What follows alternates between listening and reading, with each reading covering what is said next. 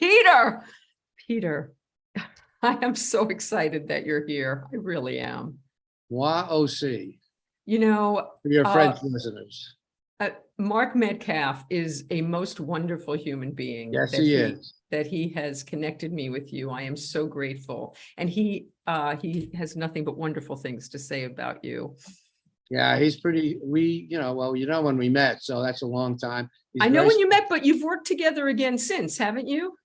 Yeah, he produced a movie I did called Chilly Scenes of Winter.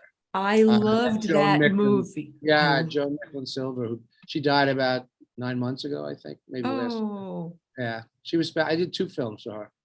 Chilly Scenes and Crossing Delancey, yeah. Okay, Crossing Delancey, we're gonna have to talk about this because every woman I know is obsessed with the pickle man. So guys I could introduce you to. So Gus, okay, was that Gus's Pickles? Yes. Yeah. It was 1987. And it's probably gone now. Or they've moved.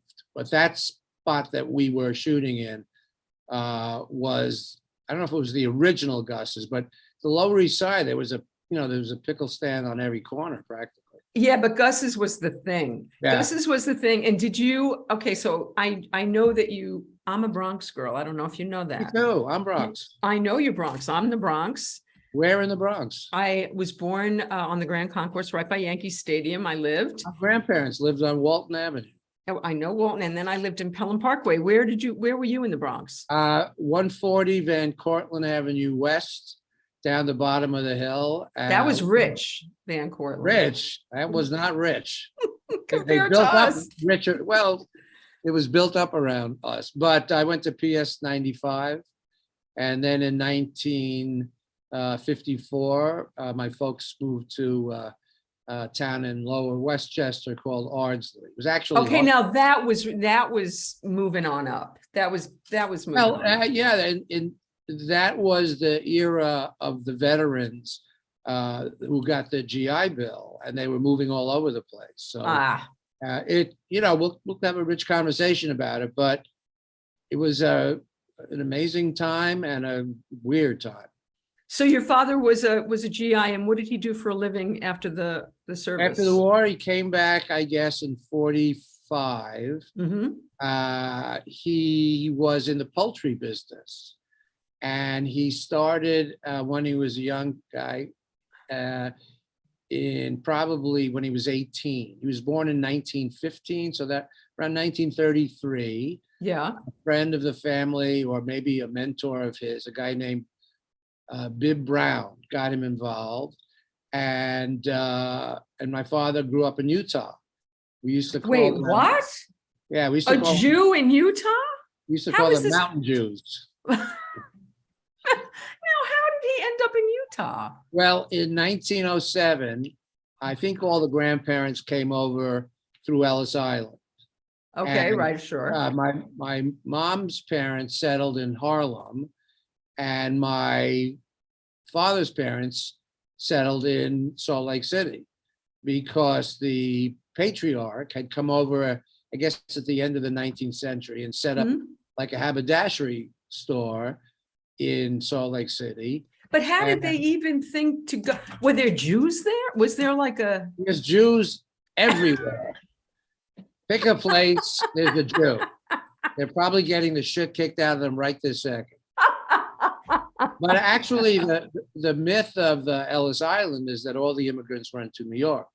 Right. But only about a third of them went to New York City. Did they encourage them to go somewhere else? Did they push them? That I don't know. I wouldn't be surprised.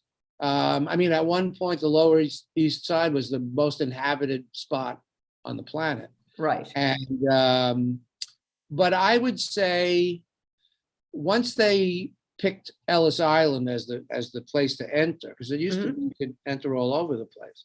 Is that so? Yeah, there was. When did it become Ellis Island? I know my family came over there. 1882, 3, 4, somewhere in there. Okay. And most of I think it stopped functioning that way around 1920. And I believe even today. No, it it had to be later than that because Could have been. my mother-in-law came over from Germany in the 40s after the war, and I believe. Well, I just wasn't as huge as it once was. Okay, But now you can arrive by plane, obviously, so you don't have to. But at its height, I don't remember what the numbers were, but you know, I don't know if the numbers are the same now, but I would say somewhere between 35% and 40% of Americans can trace their family to Ellis Island to this day. Wow. It's pretty extraordinary, Wow. considering So- we're living in an anti-immigrant era, which is nonsense. But yeah, it was a very fascinating thing to know that I had family, and you know, my sister's actually right there with her husband now, visiting relatives there. And so how did your father get from there to New York? I think his parents were arguing their way east. Not exactly sure where the decision came from, but they ended up on like Washington Heights, that area. Okay, Yeah, so that's the Upper Manhattan. Upper Manhattan, and then you ended up in the Bronx, which is where I was. And so going to Ardsley, so you're a little kid, you're growing up in the Bronx. What's the first thing, like, okay, so wait, what did your father was in the poultry business? Right. And my mom was a piano teacher, and she had studied to be a concert pianist, but she suffered from horrific performance anxiety. So she couldn't do it. Which of course, that's another story that I ended up, you know, performing where she couldn't. But she was a teacher, and she taught for as long as I can remember. And did she teach you? Did you play piano? Tried to. She asked me if I wanted to learn to play the piano, and I said, yeah. And she said, okay, I'll find a teacher for you. And I said, I don't want a teacher. You're a teacher. I'll study with you. And she said, no, you can't study with me because we'll fight. And She was very wise, your mother. Very smart. Very smart. I said, what do you mean we'll fight? We're not going to fight. Fighting all the way. So I took one lesson, and of course we fought. And not fight, but you know, you can tell by my nature that I can't resist opening my 2 cents. So you're an Aries. You fight. fight. Yes, I'm absolutely an Aries. Anyway, she sent me to a conservatory. And in White Plains, and one of my fellow students was the daughter of, oh my goodness, it'll come to me, very famous. Who wrote Take the A Train? Sorry. I'm failing that test. I have no idea. Anyway, it'll come to me. Yes. Anyway, I didn't have any discipline. And my mom used to tell me, if you could just sit for 15 minutes. And I, you know, 15 minutes to me was like, are we there yet? I couldn't, until I found acting, I didn't even know what discipline was. So wait a minute. So how were you as a student of academics? Of academics? Yeah. I would say I achieved mediocrity. I was your classmate. Yeah. I had a lot of classmates like that. Yes. Yeah, I would say that my dad put it best. He said, you're getting by. And I said, well, what does that mean? He said, well, you're smart enough to do well, but when you come up against that moment in any discipline, which means you have to buckle down and get past that next wall, I wouldn't do it. And he used to say to me, you know, if you're lucky, you'll find something that you love, because then you'll be the luckiest person on the planet. And I found it through acting. And what rang that bell for you, Peter? The acting? Well, since I was a kid, I mean, starting at age 3, my father took me to baseball games, which is theater. And then he would take me, or they would take me to the rodeo and the circus. And I went to see Bernstein's children concerts for young people at Hunter College. I think the first play I saw was with my grandmother. I saw Peter Pan with Mary Martin and Cyril Richard at the Winter Garden on Broadway. And I was off to the races. I mean, that's what I knew. I just knew there was this thing called theater and movies. And, we probably got a television when I was 5, maybe 1952, something like that. So I was like all kids are. I absorbed everything. And most kids have it beaten out of them. But, I was very lucky. My folks were amazing.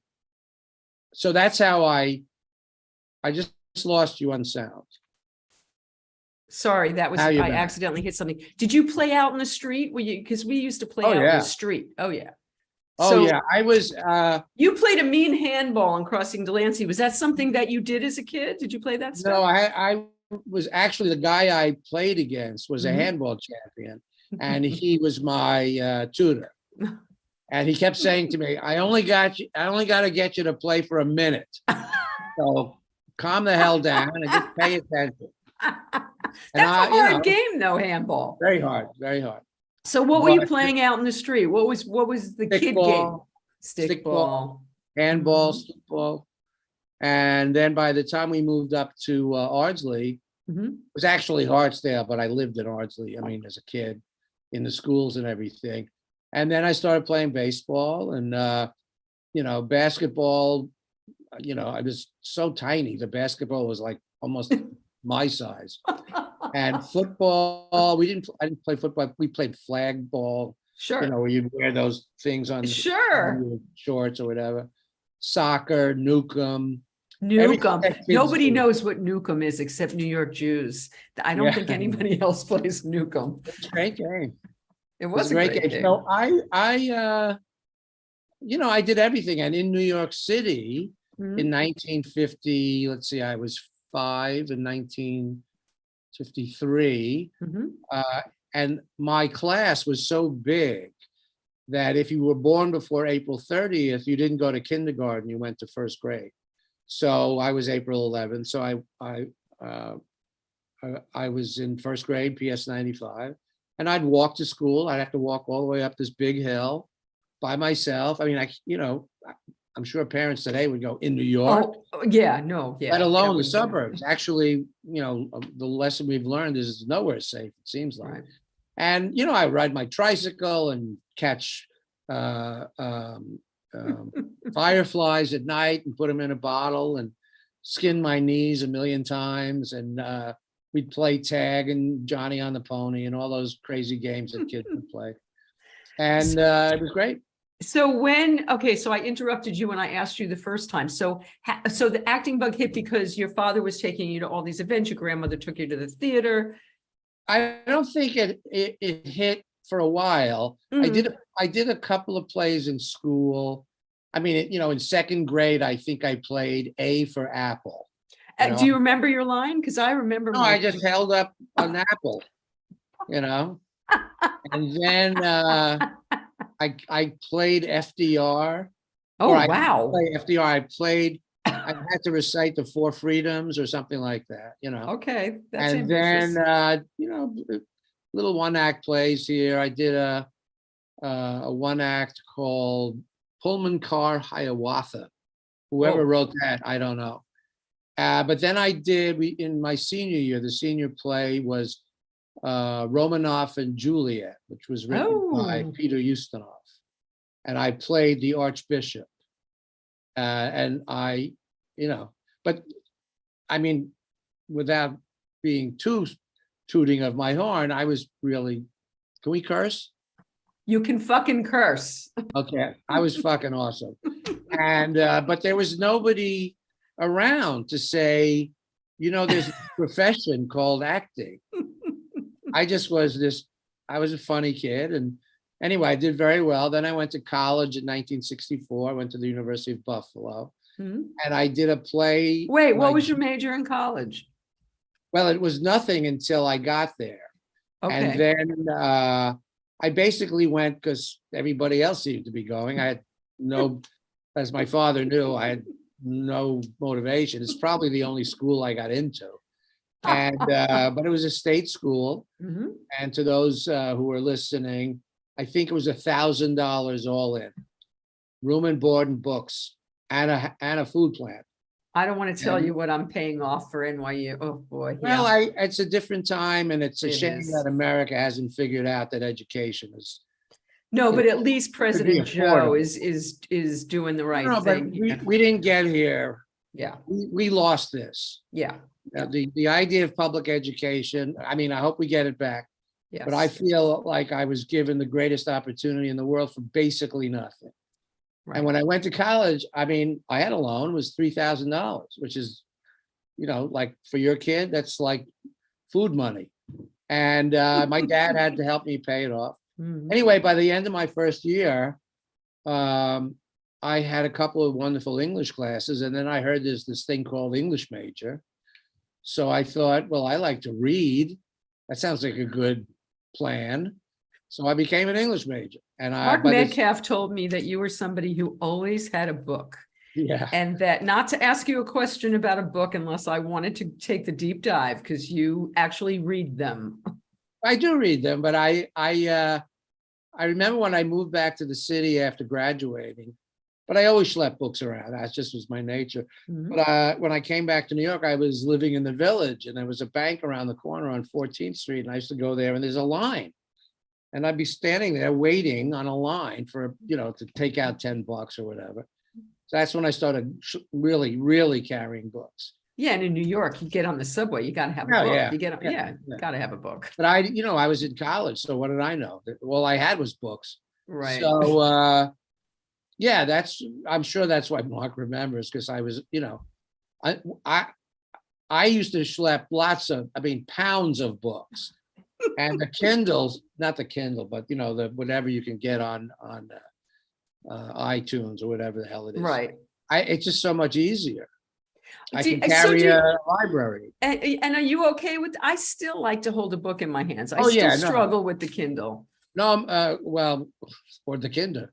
That too. My wife writes crime fiction, so she's like a genius, and we have more books than you can imagine.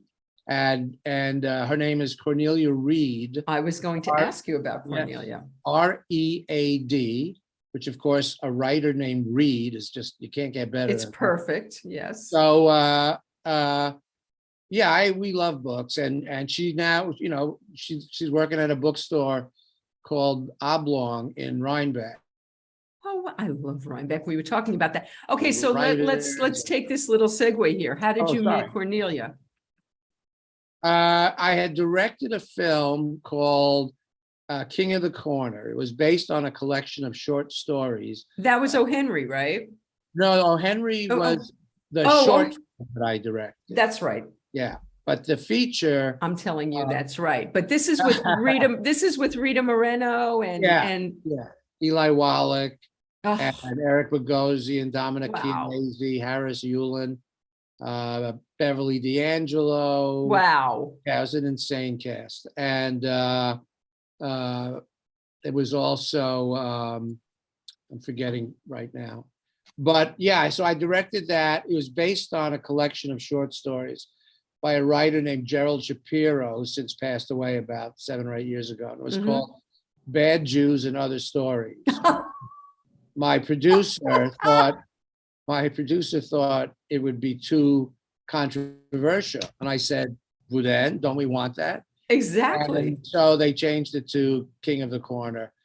If I ever win the Powerball, I'd love to buy it back. I mean, I own it now, but I'd love to change it back to Bad Jews and Other Stories. I vote for that big time. I Thank love you very that. much. Anyway, So- so after it was kind of a journey of a character. It's a really interesting story. Maybe it's a B-, but it's, it's just filled with great actors. And Is this something we can find, Peter? oh, I'm sure you can. You You can can find anything now. you can find anything. Yeah. And on the DVD Mhm. is the short film by Courier. That's the O. Henry short story. Right. And that got nominated for an Academy Award. which Yes, is it ridiculous. did. And How fun was that? Was that exciting? oh my God, it was ridiculous. I'll tell you that story if we have time. Good. But Yeah, it was really amazing. I shot it at a friend's farm up in Rhinebeck, New York. Carolyn Blackwood and Greg Quinn have a place, and they let me shoot there. And I shot it in a day. And What? well, I got rained out the first day. It's a little more complicated, but um, I knew I had something great in O. Henry. Anyway, I'll tell you how I met Cornelia, and then I'll Okay. come back. Okay. So I had finished King of the Corner, Mhm. and I knew I wanted a much stronger plot. And I like crime fiction, but I'm not well read Mhm. in that genre. So I Mhm. called a friend of mine named Belinda Broido, and I said, "Do you know anybody who is knowledgeable about this?" And she said, "Well, my landlady who lives downstairs, Kiz, runs a murder mystery bookstore called Partners and Crime in the Village. So she set up a dinner for us. And she said, "What are you looking for?" And I said, "Well, I'm tired of boys with guns. I want a female protagonist. I'm an actor, so I like dialogue. Anything like Preston Sturges or Pinter or Mamet, or, pick a great writer, Wendy Mhm. Wasserstein, didn't matter to Mhm. me. Mhm. I just want sharp, tart, smart, great dialogue. And that's what I'm looking for." And Mhm. she said, literally after that, she said, "I think I have something." And she gave me Cornelia's first book, Field of Darkness. And it was what they call a advanced reader's copy, I think an ARC. Mhm. Anyway, it was about to come out. She gave it to me, Kiz did, and I read it in like a day or two. And I was schlepping the film. I'm using schlepping a lot. Like I was taking the film We around the schlep. country. Yeah. We slept. I was taking the film around the country, King of the Mhm. Corner. I went to 27 cities on my own, and I got in touch with Cornelia through her agent or her publisher, and we spoke around the end of the tour, which was, I think, October of 19, well, 20. I'm sorry, 2005, something like that. Okay. And anyway, we met and we talked and we became, Facebook friends. And she can outtalk me, and she's very funny. I'm quite brilliant, actually. And so I optioned her book to try and make a movie out of it. And then she wrote 3 more books with the same character, Madeline Dare. And I couldn't get a movie, but I got a marriage. So not so bad. Pretty good deal there. Really good deal. Very good deal there.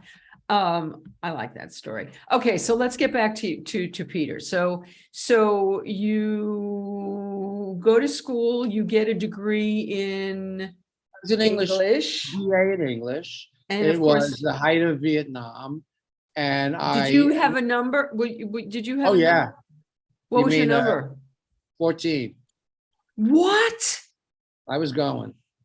And what happened? And so you went to Well, school. I got in New York City, around the Mhm. country, you could get a temporary teacher's license.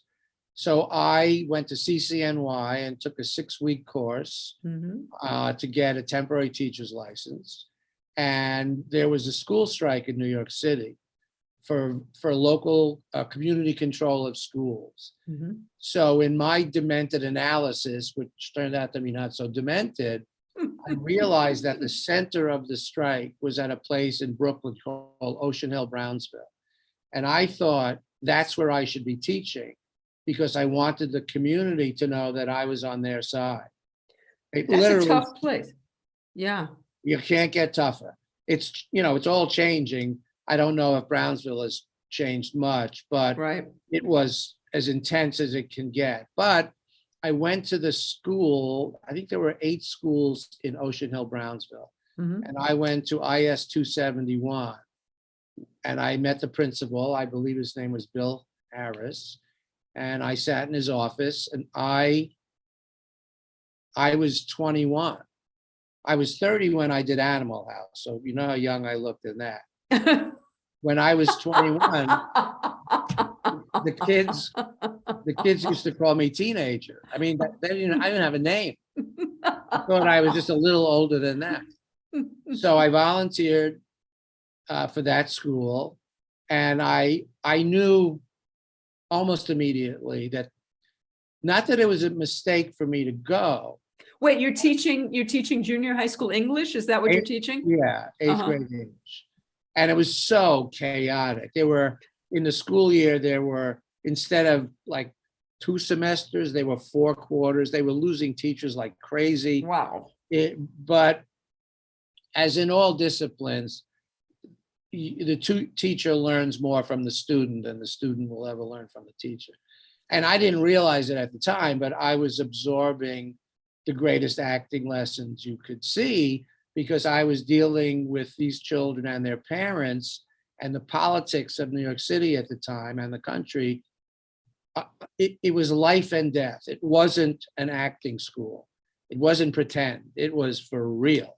Wow. But I wasn't an actor yet, but I was a student.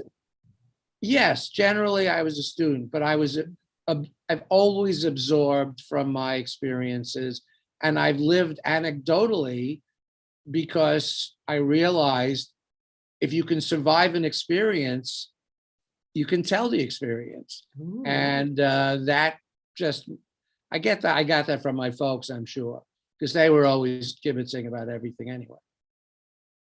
So I taught there for 1.5 years, but it was clear to me really urgently that these kids didn't need a draft dodger. They needed a teacher. And there's a huge difference. Teachers are extraordinary. Mm-hmm. At getting a 6-week course, that's not being a teacher. But these schools needed bodies. They needed people to at least. This is in the 60s, yeah? 68, yeah. Okay. Mm-hmm. Yeah, September 68 till January 70.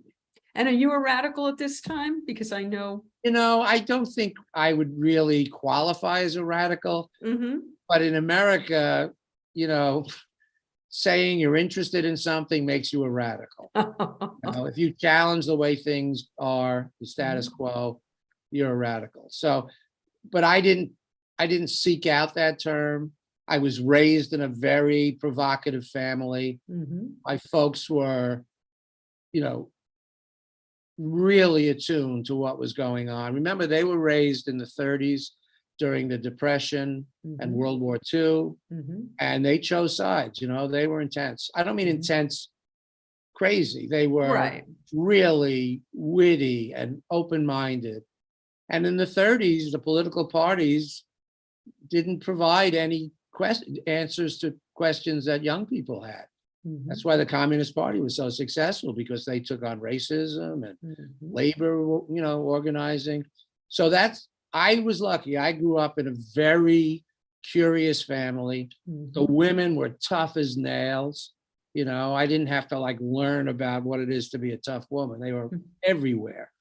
And so I feel I was really fortunate, because there was no proselytizing. It's just osmosis. And they had great senses of humor. I'm sure that's where I got mine from. And, we laughed together when it was crazy, and we were serious when it was funny, and blah, blah, blah, like that. But I didn't start acting after I graduated, after I finished at Ocean Hill Brownsville. I lived on Horatio Street in the West Village. And I had just gotten out on a physical. So I was now either 4Y or 4F. And I was walking down 7th Avenue, and I came to Christopher Street, and I guess I was making a left to go to the old Lion's Den, which was a bar hangout for writers. I ran a club 1 block away. The old other end, which then became the Rock and Roll Cafe. Next to the bitter end, there was the other end. So I ran the Rock and Roll Cafe. Yeah. Yeah. So I wandered in there, and above the old Village Voice office was the offices of this woman who was running for Congress named Bella Abzug. And I Speaking of knew, strong women, I knew you were. yeah. Mhm, Well, I knew of her through my folks because she was in the Women's Strike for Peace. mhm. So up in Westchester, I guess. So wait a minute, this is before you're an actor, you get involved? Yeah, with- yeah, yeah. Oh. I worked on Bella's campaign when she ran against Leonard Farbstein, who I think had been in Congress for 40 years or something. She was a long shot. And this was for the primary, which was in June. Mhm. So I worked with her from April to the end of June. And it was, again, it was like going to acting school. She was a genius. Mhm. And it was, I mean, it was so much fun. She was so amazing. And after that, I had started working at a settlement house on the Lower East Side called Mhm. University Settlement House, which is the oldest settlement in the country. I think it started in 1886. A lot of people think it was Hull House, but I think University Settlement was first. Didn't your character in Crossing Delancey do something with something? Wasn't your character involved in something like that? No, he just was in the pickle business. No, I thought he had like another sideline. I just watched that. I movie. don't think so. All right. But you may be Yeah. right. I think he did. I think he Yeah. did something. know He was better, tell- 'cause he was telling Booby that I think so, but Bubby. I But think it anyway, was more of I don't recall that, but I don't maybe recall I'm most making of it the up. But content. anyway, tell us your story. Yeah. So okay, so you got involved with Settlement House. Yeah, University Settlement House. My sister was working as a work camper, yeah, in 1966. So I had been taking a summer course at University of Buffalo, and I drove down with my folks to visit my sister. And the director of the summer camp was a guy named Ernie Greisman. And one of his counselors had just been fired or quit. So he called me into his office. I was 19, I think. And he convinced me to stay and be a counselor in his summer camp. And I said, I just finished summer school. I don't want to be a counselor. He said, come with me. And it was around the time all the kids were breaking for lunch with their counselors.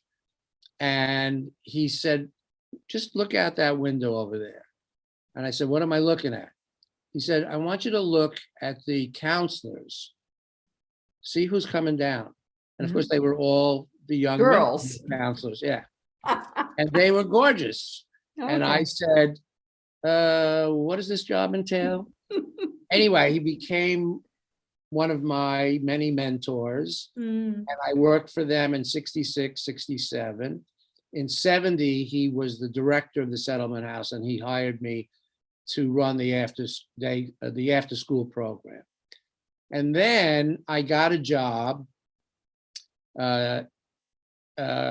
New Year's Eve, 1970, Mhm. going into 71. Mhm. At, you maybe remember this place. It was called Downstairs at the Upstairs. Sure. Club Sure. for singers and stand-up people. Mhm. It was on 56th, just west of 6th Avenue, maybe 7th Avenue. Mhm. And if you work downstairs, you work downstairs or the upstairs. If you work upstairs, you work upstairs. And I worked New Year's Eve, serving drinks, going around tables and serving drinks. And I think I made like $70 in cash. And in 1970, $70 was a lot of money. And I don't know why this is. I thought I was home, but I must have walked up to my parents' place. They were on 75th and West End Avenue, because I lived in the village, and it was, Right. 2 o'clock, 3 o'clock in the morning. Mhm. Anyway, I woke up December 31st. I'm sorry, I woke up January 1st to what I always call an epiphany. As my eyes saw light, I literally heard myself saying, I'm going to be an actor. And it was as clear a vision as you could have. And it wasn't even a vision, it was just like a fact. And then I started that day. So that's how I That started. day. Well, I called a couple of friends of mine Mhm. who I knew from college, who were actors. One of them was Ronnie Silver, who you may remember, Ron Silver. Of course. And I called up Ronnie and I said, so I'm going to do this. And he said, what? I said, acting. I said, can you give me any advice? Mhm. He said, well, you need a picture and a resume. I said, okay, what's the picture? He said, a picture of your head. My head? He said, yeah, it's called a headshot. And I said, where do you get these pictures? He said, find a friend who has a camera and take a fucking picture and that'll be your headshot. Okay, what's a resume? He said, a resume of your work. I said, I haven't done any work. He said, well, make it up. Everybody makes it up. I said, what do you mean everybody makes it up? He said, everybody makes up their resume. I said, isn't that lying? He said, Peter, acting, we're liars. What are you, crazy? So I said, so what do you mean? Invent a small theater company, put it in some small town and give yourself the part of Laertes. Do this for the entire page. So, okay, I'm starting to do this. I've had my name, if you remember, name and your phone number and your height. And I had one line from high school, the Archbishop in Romanoff and Juliet, and one from the play I did, Stalag 17, that Ronnie directed. That's another story, or co-directed with a friend of his named Steve Sunshine. Anyway, I thought to myself, well, if everybody's lying, why don't I tell the truth? So I kept the entire resume blank. And at the bottom, I said, worked for Bella Abzug. No, you didn't. Yeah. Well, my thinking was, I'm not going to get a job because of these credits. If I can get anybody to comment on how ludicrous this is, in my head, I thought I'll be so charming, then that's why they'll hire me. And that's what I did. And then about 6 weeks later, I got a phone call from a theater that was an off-Broadway theater that was on 18th Street called the Omni Theater. And they said, we want to hire you. And I said, oh, okay, great. When do you want me to come? Wait a minute. Where did they come to want to hire you? I had auditioned for them in the first 2-3 weeks of auditioning. Okay. You went out, I got the trade papers. Ronnie said, go and get the trade papers. I said, this is like Yiddish to me. What's the trade paper? And he explained, show business and variety. And I said, why am I doing that? Backstage, right? Backstage. They'll have a listing of all the auditions that you can audition for. Right. Because you're non-union. So I said, okay. So I literally, January 2nd, because the first nobody was doing anything. I went down to an audition on 4th Street and 4th Avenue. It was snowing and freezing cold in the apartment, it was a brownstone. There must have been 100 kids there. Everybody was wearing winter coats. And I'm thinking, this is the theater? I've been to the theater. This can't possibly be the theater. I'm losing you again. Oh shit, I'm sorry. No, there you go. So that's how I started. I auditioned for this theater company and they called me 6 weeks later. Somebody either dropped out, which is not uncommon off Broadway. So I said, when I met them, I said, how did I get this job? They said, well, we remembered you because you were so funny talking about this blank piece of paper and convincing us that hidden behind it was lots of wisdom and acting skills. So they, did you ever, and you never studied acting? No, I never went. I went to drama school. My father asked if I wanted to go, and I was 23, which is, relatively late. And I said, Dad, I got to grow up. I just can't take your money anymore. If I'm going to end up in a drama school, I'll know why. But I thought it's an apprentice profession. And, I've been, like I said, been watching the greatest actors, whether it was movies or theater, and they didn't know from acting school. So, I didn't think I was breaking new ground. But, and I apprenticed myself to the other actors and the other writers and the directors. And I thought I'll lose something by not going, but I'll gain something by not going. Mhm. So I was a contrarian by nature anyway, so I figured follow that road.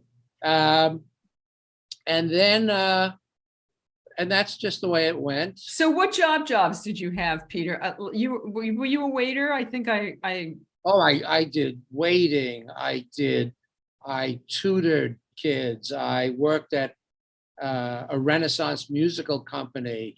I handed out cards on the street for a topless Japanese sushi restaurant. oh my God. Yeah, I was, you remember, you had 3 or 4 jobs.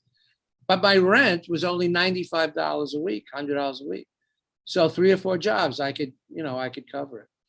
And, I just, actually in this Omni Theater where I worked Mhm. for a year, I acted, I was a stage manager, I worked on the crew, I did sound. And I got a play in March of 1972. And I had a girlfriend at the time. And I said, Ellen, do you know anybody who does this for a living? I think I'm talented, but I can't tell. Do you know anybody who actually knows what acting is? She said, I know somebody who directs commercials, but he works with a lot of big professionals all the time. I said, would you invite him? You think he'd come? And she said, I'll ask him. She said, yeah, he'll come. When do you want him to come? I said, well, opening night, which of course was the dumbest thing I could have done. Because we have very limited rehearsal time off Broadway. Yeah. And you only have 12 performances. Wait, what's the show you're doing? It was a show called April by a writer named John Wolfson. And so he came opening night, and I said, did he come? I was like, an eager beaver. Sure. And she said, yeah, he's over there. Do you want me to introduce you? I said, no, I'm fine. So I went over and I introduced myself, and I said, thank you so much for coming. I really appreciate this. And then I asked the question you should never ask. What do you think? So he said, without missing a beat, this is the worst written, worst directed, worst acted piece of shit I've ever seen in my life, and you should get out of this theater as fast as you can. And I went, like Jackie Gleason. Yeah, I'm gonna. I didn't what? I just wanted some feedback. I didn't want somebody to kick the shit out of me. So I kind of limped back to Ellen, and I was really, I wasn't depressed or sad, but it was like, I thought, what the fuck was that guy? So I was beginning my warehouse of learning of how many assholes ruled the world. So anyway, 2 weeks later, same show, essentially the same performance. I'm sure it got better each time I did it, but couldn't have been much more different than opening night. 2 weeks later, a young woman named Debbie White introduced herself to me, and she's an actor. And she said, who are you? I said, well, I'm Peter. She said, no, I go to the theater all the time. You're incredible. I've never seen anybody like you. She said, I'm part of an improvisational workshop. Would you be interested in joining us?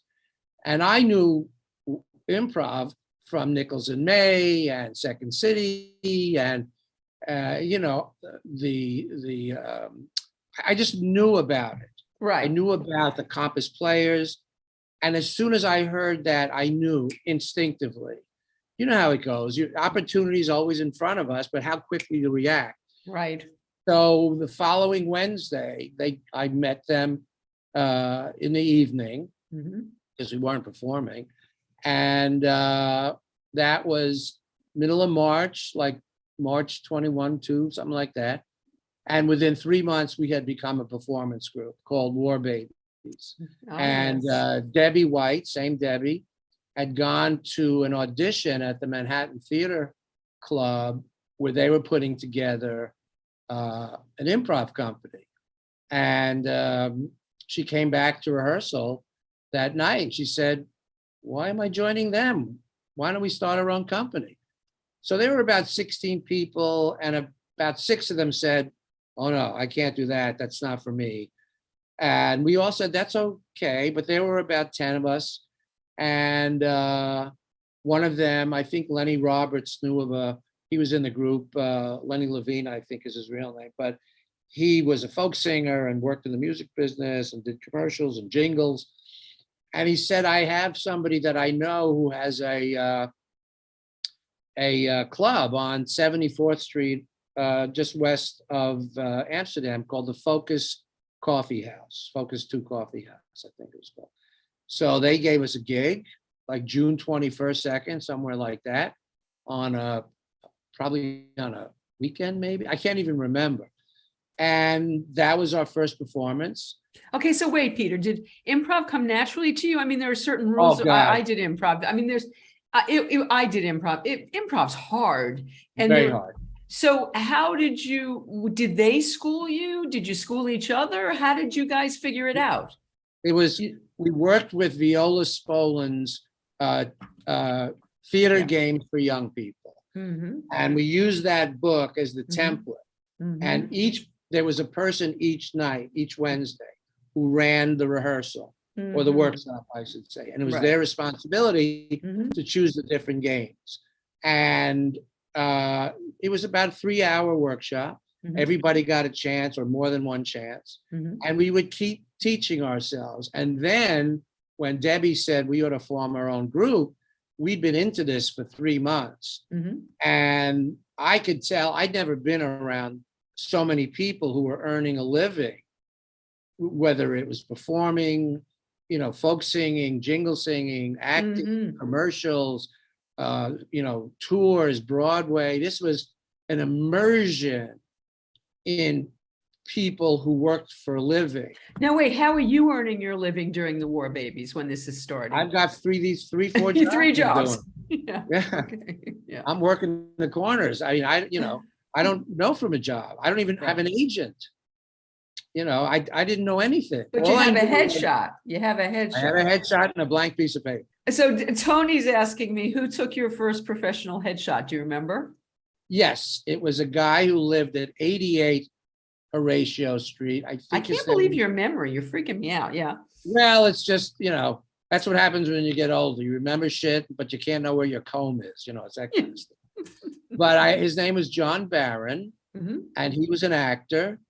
And I still have the shot, and it was an incredible headshot. Wow. I don't mean it looked like I was made up. It just looked like me. Yes. And that's what I learned is what you want. That's You don't right. want to not be you. You want people to look at your picture and go, I don't know if that guy's got talent, but let's see who he is. And so John took that picture. And that's what So now you guys get the War Babies. The War Babies get the gig at the club. right. And how does that? It's 3 months. You're saying 3 months like it's a long time. 3 months with improv. Yeah. Very little No, time. it's very small. But we all had crazy courage, and that's what it takes to, as you know, it's not just show business. In life, Absolutely. in general, you have to have some kind of crazy idea that you know what you're doing. So 2 of the actors, John Welsh, who has since passed away, he was a genius improviser, and Rennie Temple, who's no slouch, designed a light system. They had a rheostat, and we had lights. We performed on a stage that was about maybe 3 feet off the ground from the tables, against a backdrop of a tie-dyed piece of, it's 1972. Yeah. So it was a tie-dyed sheet, and they put up lights that we could control on the rheostat. There were 3 knobs that controlled the light, and one light that you could press for a blackout. Mhm. So that's how we started. And what we learned the games pretty well, but we were a true improv company. We taught ourselves that there were no bad suggestions, and we never left the stage to figure out who's going to play what. Usually it was one person who would say to the audience, give us an activity. Mhm. Who are these people? No proper nouns. and where are they? That generally was what they asked for. And then we fit them into various games. And usually it was two people, but there were games where somebody can come in. Right. So it could grow to 4 or 5, but generally it was two characters. And I would say what I learned was two big things. I learned how to listen. And as you know, on stage, that's the coin of the realm. If you can listen, you can act. And I have great ears for my mother because she was a piano teacher. So I had great timing. The other thing I learned was how to be calm. Because wait, how do you learn how to be calm? Survival. In other words, I'm still trying to learn that. well, I'm not saying I'm calm. I'm talking about on stage. Okay. Or, in front of a camera. To me, that's everything. I have to find the calmest place in the room. And then whatever mistakes I make, somebody else called the director will tell me. But my point of view is to listen to the other actor and with lines, not just improv. And we work off of each other. I feel you, you feel me. Shakespeare didn't write the actors the thing. He wrote the plays the thing. So you've got a script, but improvising is total free fall. And what we learned was what I just told you I learned, but generally we never commented on, we learned to never comment because the audience would say some funny shit when we said, who are these people? They'd say stuff that was hysterical. We had to unlearn the temptation to acknowledge that it was funny. So in other words, keep a mask. Don't let the audience know that you are clocking what they're saying. So we had to learn that lesson.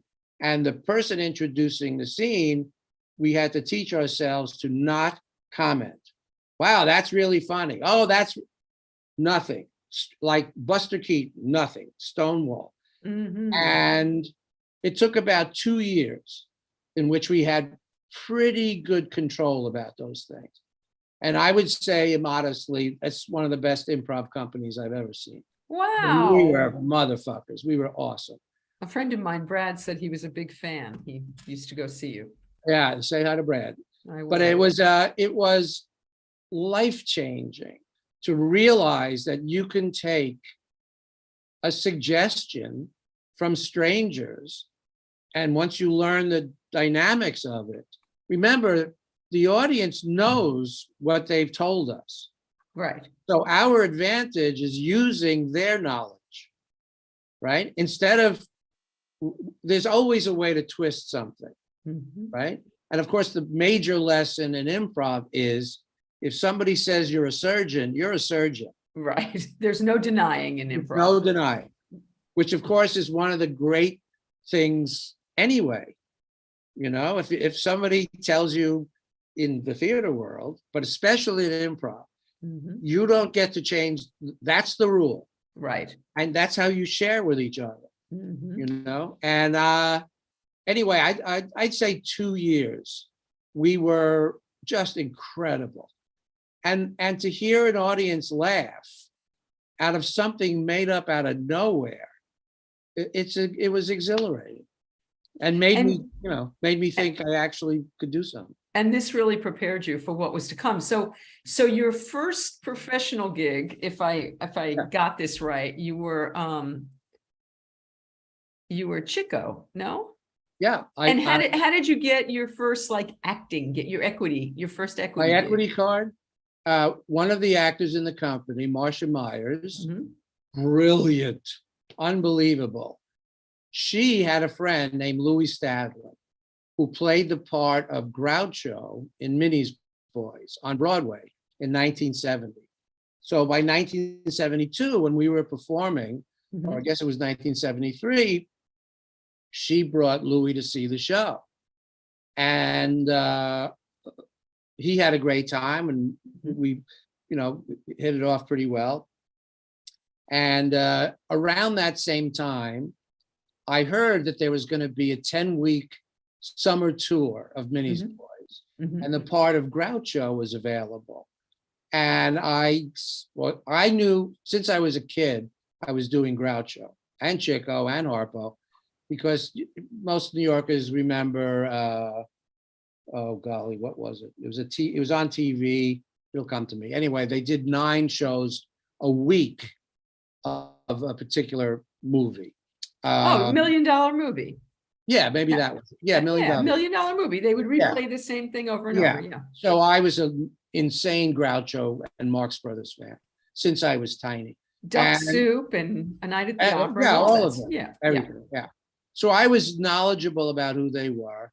And, kids imitate. So I used to walk around and pretend I was Groucho Marx. And I prepared to audition for this 10-week show.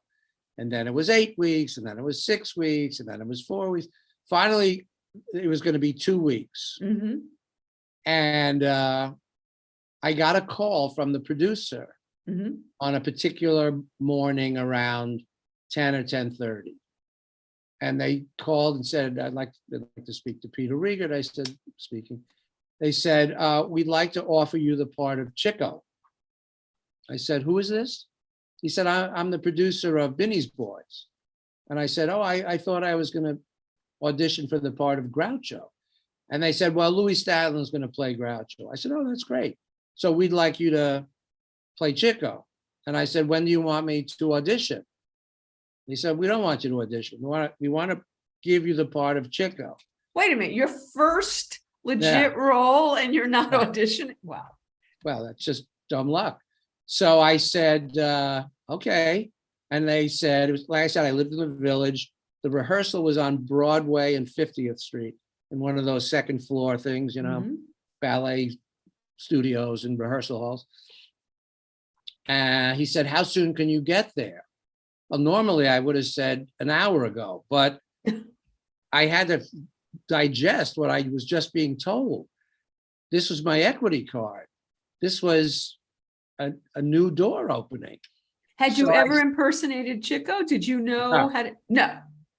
Well, I did it to myself vaguely, but on the bus ride up, which would have taken me a half an hour. This is at 10:30. He said, when can you get here?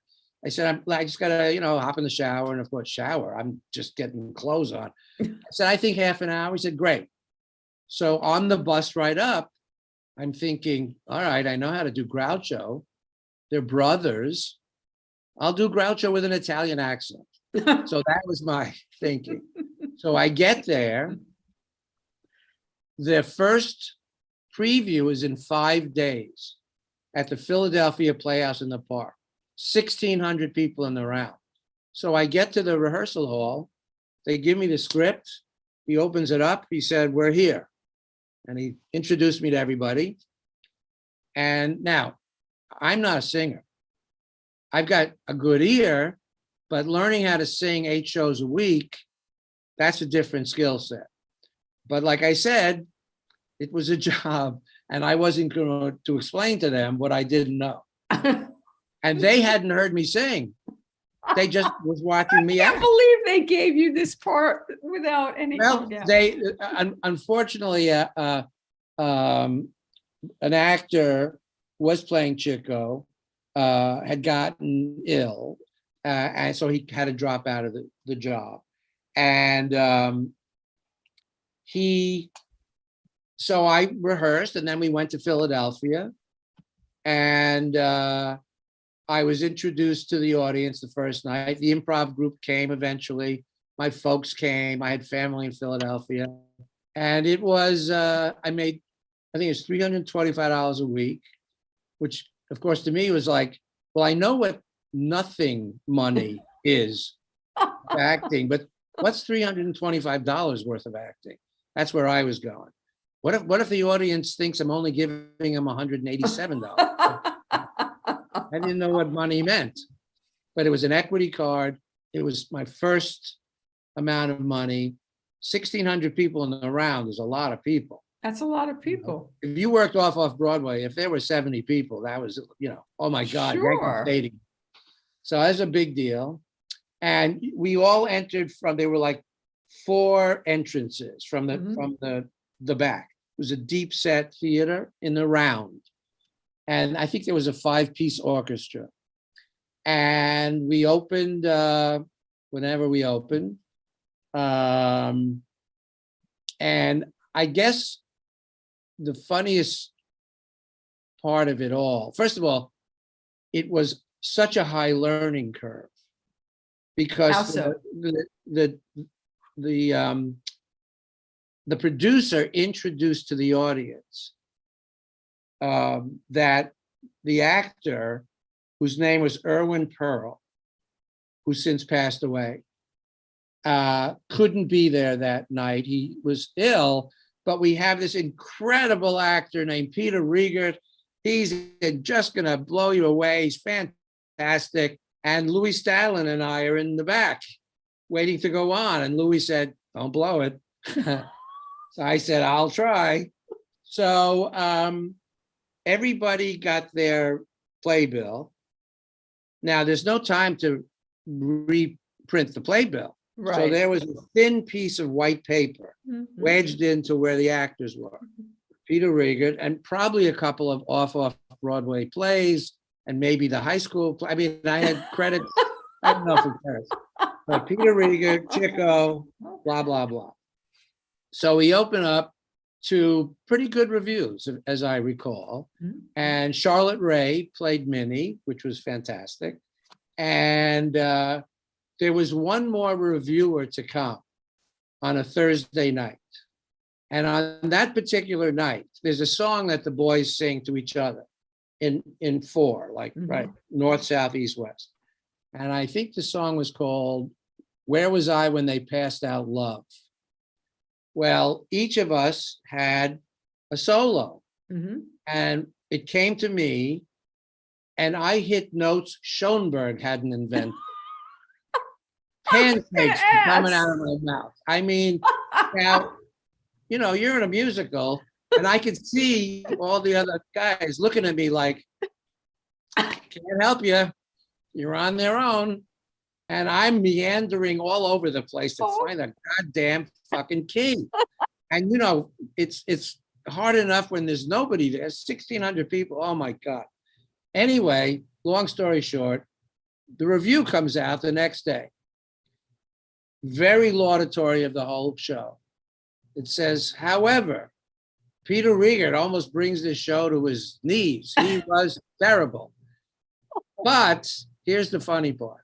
In his program, the note, he didn't say Peter Riegert. The note with the saying it was me, flipped out of the playbill. So he blamed the other guy. So Erwin Pearl got the worst review of his life. And I apologized to him profusely when I saw him. Oh, but my God. Isn't that amazing how life works? Unbelievable. Wow. And I did it for 2 weeks, and I got my equity card. And, you know, whenever I get a job, I almost cry because there's so many people to choose from. I feel so lucky whenever I get a job. Okay, so I know you did Sexual Perversity in Chicago, which is an unbelievable play. Yeah, it's incredible. And you did it, did you do the very first production of it? Well, they had done, the Improv company, actually, we were performing at an off-Broadway theater called St. Clement's. I think it was a church. I can't remember which street it was on. Anyway, David Mamet saw us perform and offered the group Sexual Perversity. And the groups didn't see what it was. And I said, are you nuts? This is incredible. They said, it's a couple of skits. I said, all right, whatever. Anyway, it slipped out of my hands. And I had left. I was doing a play called Dance With Me on Broadway at a Middle House. That's another story, how I got that job. Anyway, I was down in Washington, D.C. at the Folger Theater. I was doing Comedy of Errors. I came back, and my agent, a guy named Johnny Planko at the William Morris Agency, got me an audition for the part of Danny because they did an off-Broadway version of it at St. Clement's. And when they were going to move it to the Cherry Lane Theater, they replaced the two guys. And F. Murray Abraham was going to play Bernie. And I auditioned and got the part, thank goodness, of Danny. And I did it for 8 months at the Cherry Lane. Wow.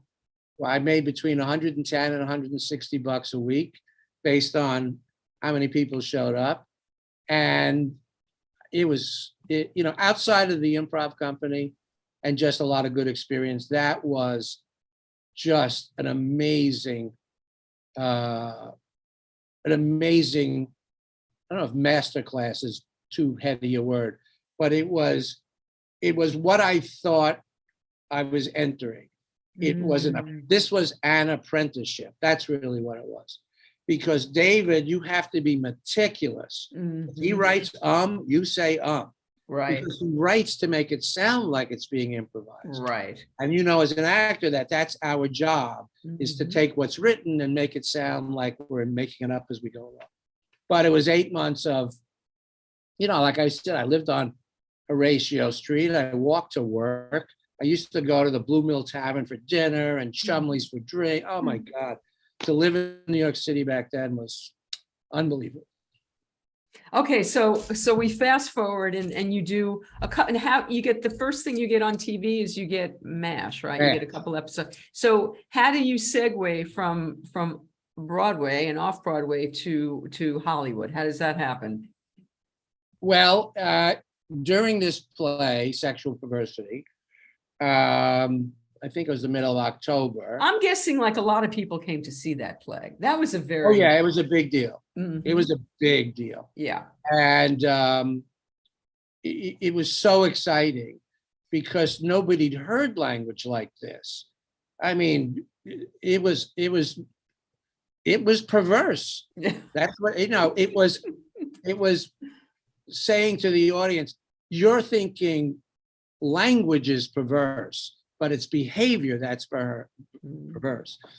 So anyway, the middle of October, the stage manager, some young kid who's working, working backstage, comes, running upstairs. The dressing rooms were really tiny.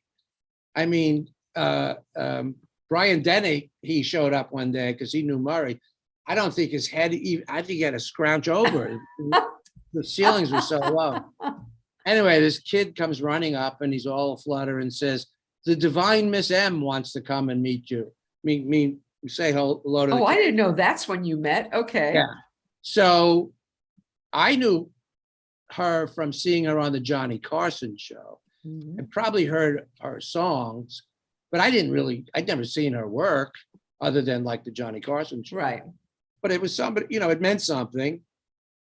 Anyway, she came in the room and we took one look at each other and it was hell's a poppin'. So that's when it started? Oh, yeah. Oh, I thought it started when you worked together in Gypsy. No, that was when we met, and 76. Anyway, I said, we're all going to Chumley's, and I didn't know she lived on Barrow Street at the time, so she lived right around the corner. So we all went out, restaurants stayed out till open till 4 a.m. Right. So we were getting smashed out of our head. And anyway, she called me the next day. Oh, she said, are you in the phone book? I said, yeah, I'm in the phone book. She said, how do you spell your name? With a W? And I said, W-R, Riegert? And I said, no W. Anyway, the next night she called, it was like 1:30 in the morning. And I hear, hi. And I'm going, hi? She said, it's Bet. I said, oh, sorry, I didn't recognize your voice. So she said, meet me at Chumley's. So we met at Chumley's. And I think we were living together after about a week. It was really intense. Wow. So you were living with Bet all during all during that time? Yeah. About 3.5 years. Anyway, I was in the play. She was going out to California to work on another album and make movies.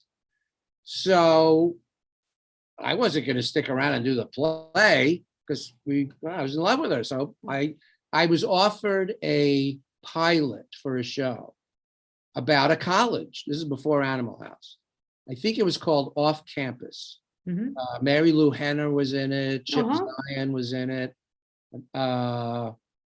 Josh Mostel. I think those were, it was all my peers. So I did that. I think I got $2,500 because I wanted to have some money to keep up with Bet. I didn't even know what money was because I was making 110. This is 25 weeks of work in a week.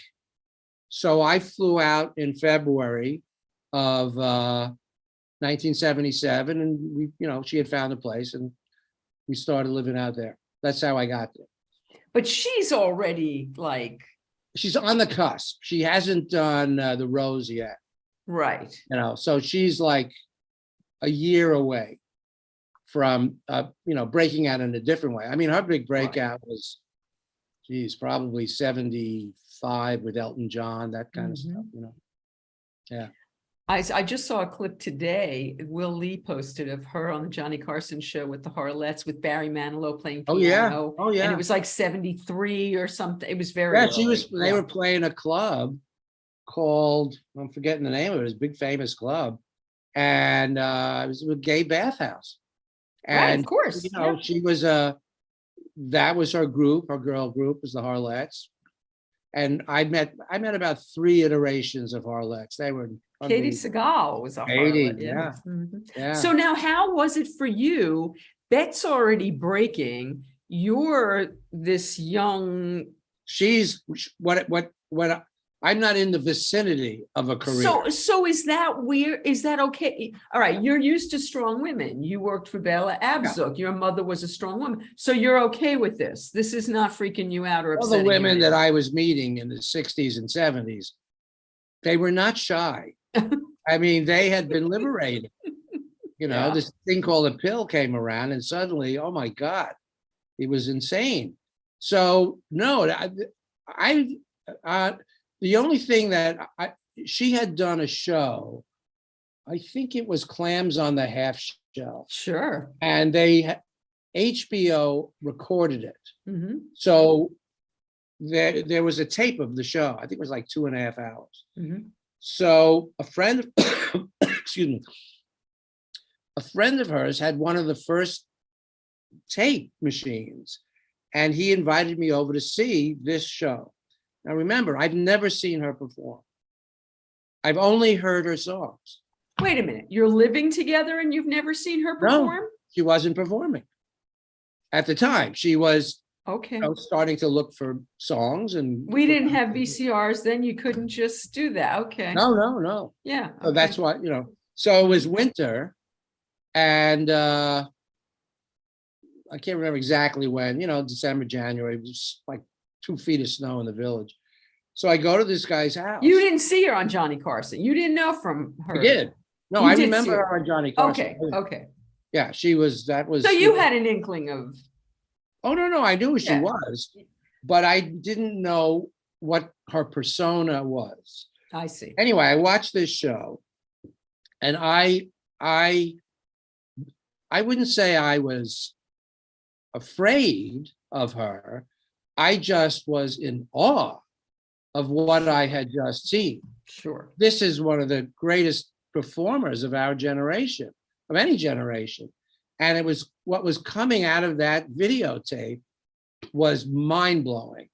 And I know she was concerned that I would be affected by it and run away because it's such strong material. Yeah.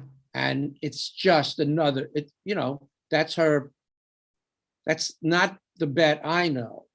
That's the Bet performer who, Fearless doesn't even do justice to what she can do. And she's funny and singing, and you're crying and you're laughing, and it's unbelievable. So I get home, and she was nervous, and she didn't say, "What did you think?" She knew not to ask that question. Yeah. And I just told her, I said, I can't, I'm going to try and find the words to tell you how brilliant you are. So it was all new. So now, was there mutual respect here? Had she seen you? Well, she saw you in Sexual Perversity, right? Oh yeah, believe me, there would have, if she would have thought anything less than brilliant, we wouldn't be having this story. Right. It was whatever she saw. Sometimes you have to see yourself through others' eyes, and that's the gift. And so when you started when you broke, now you're this hot couple, that both have all right. So how do you get there? So how do you get Animal House? How does that happen? Animal House, I like I said, I was 30, but I looked very young. Mhm. And there must have been thousands of, young men and women auditioning for these parts. Mhm. And I got a call from one of the agents saying, you have this, and they sent me the script. And Bette and I were renting Richard Chamberlain's house up in the Beverly Hills somewhere. A really sweet little place. And we're in bed. It's, we're late night people, some Right. people are like, Mhm. 12 o'clock is appetizers. So, we're up late. I'm reading Animal House. And the scene when they shoot the horse, I literally fell out of bed.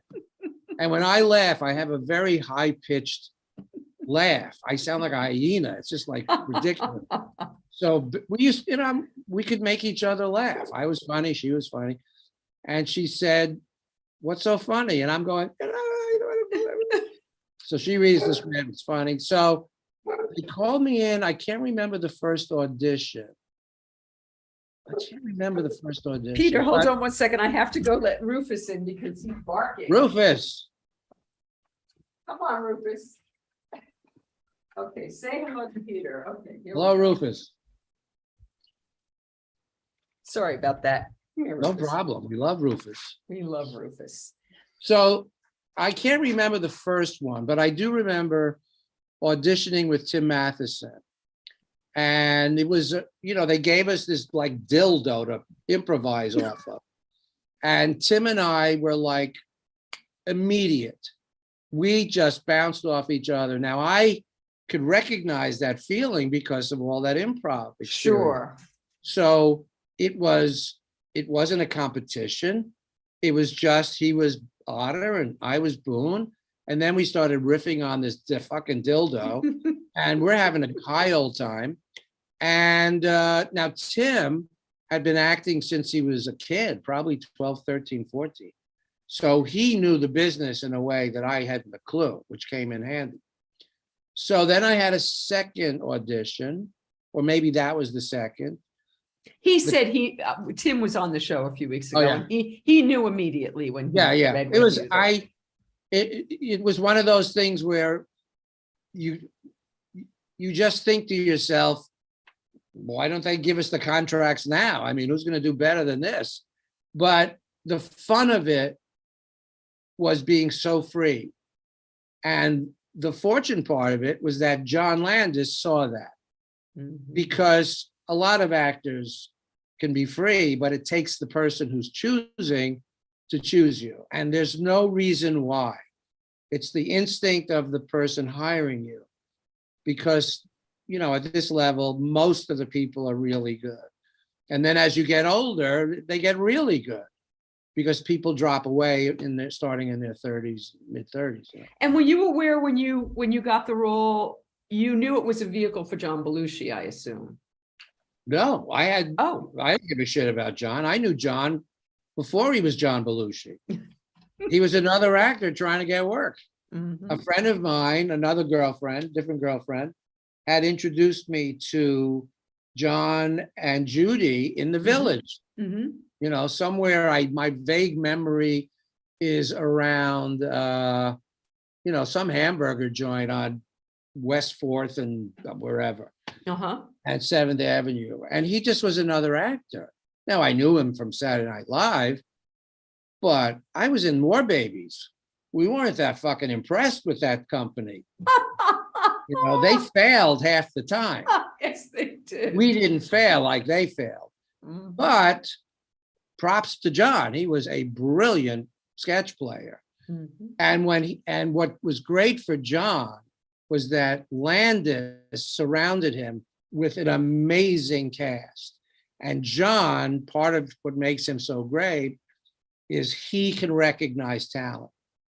So we had a dinner before we even started rehearsing or anything. Mhm. And it was all of us, the entire, Animal House. Was Mark Metcalf invited? Because I know He tells the story that he wasn't, but I don't believe any of that stuff, but maybe it's true. I don't know. All I know is all of us had long hair and beards and mustaches. We looked like, none of us, we never had hairs cut yet.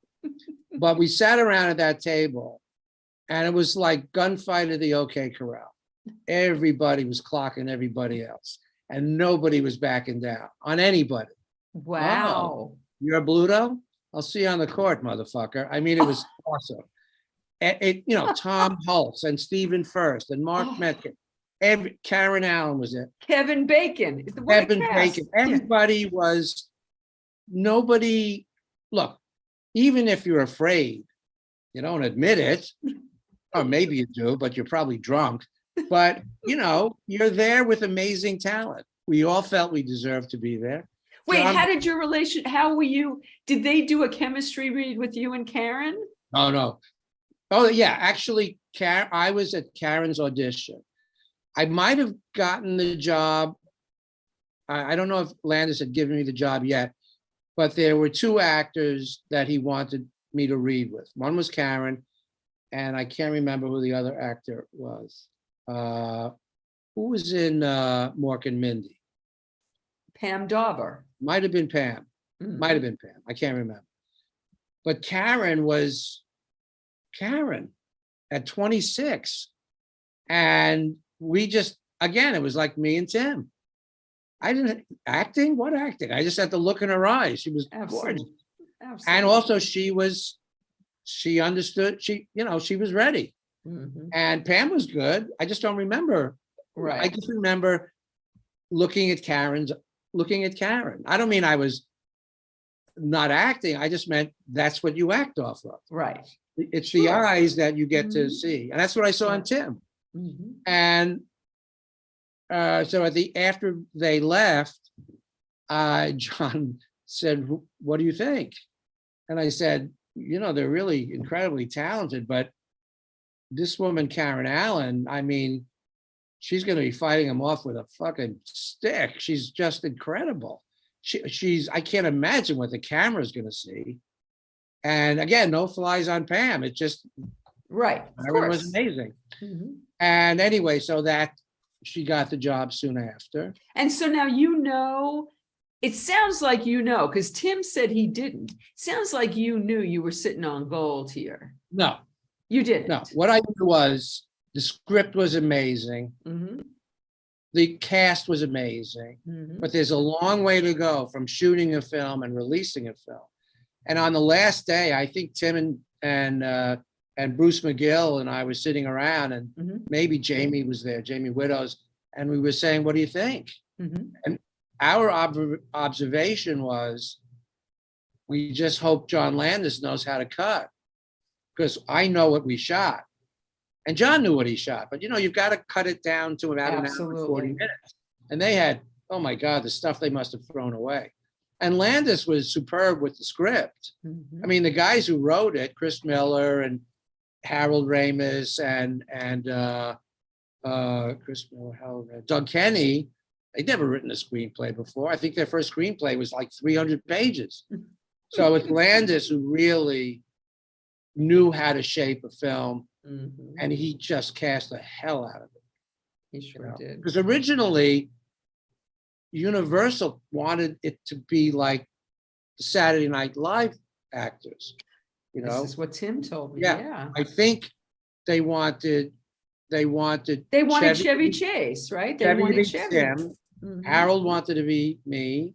They wanted Danny Aykroyd to be D-Day. Right. And Landis, if you ever talked to him, he knew, no fucking way. This is my movie. This is not Saturday Night Live. So he had to go, the politics that goes into doing this stuff. It's amazing not only that anything gets made, but that it gets released and it's successful. But nobody knows what's really happening. So we knew we had a great script. We knew we had a great cast. And then it's a year, it's 8 months later. Who knows what people are going to go see? And that's just one of the dumb luck things that an actor has to stumble upon in order to have a career. So tell us like a favorite scene that you shot or something about I saw the movie on opening day twice. Oh, God. It was, Yeah. so filming it. Okay, so you don't know what's going to happen with it because you can't know that. Right. But I'm assuming you're having the time of your life filming this thing. Well, it's my first. I did one part in the movie Coma that Michael Douglas starred in, Mhm. and I was like I was one of the apprentice doctors Mhm. in the scene where the murder takes place. I think it's a screwed up abortion or something. Anyway, so there's two actors who are young doctors. One is like 6'4", and I'm 5'8", and I have a mask over my face. So my eyes are working more like, somebody from the film world. And Landis, when he saw the movie, he recognized me and screamed out in the middle of the theater, "Peter Riegert!" I just anyway, and I had done 2 MASH episodes. So this was the first, but the great thing about the MASH episodes was that it was my first professional crew. We shot it on the lot on Fox. So I understood what that was like, and I'm a fast learner. But this was a lead in a feature film. Yeah. So I knew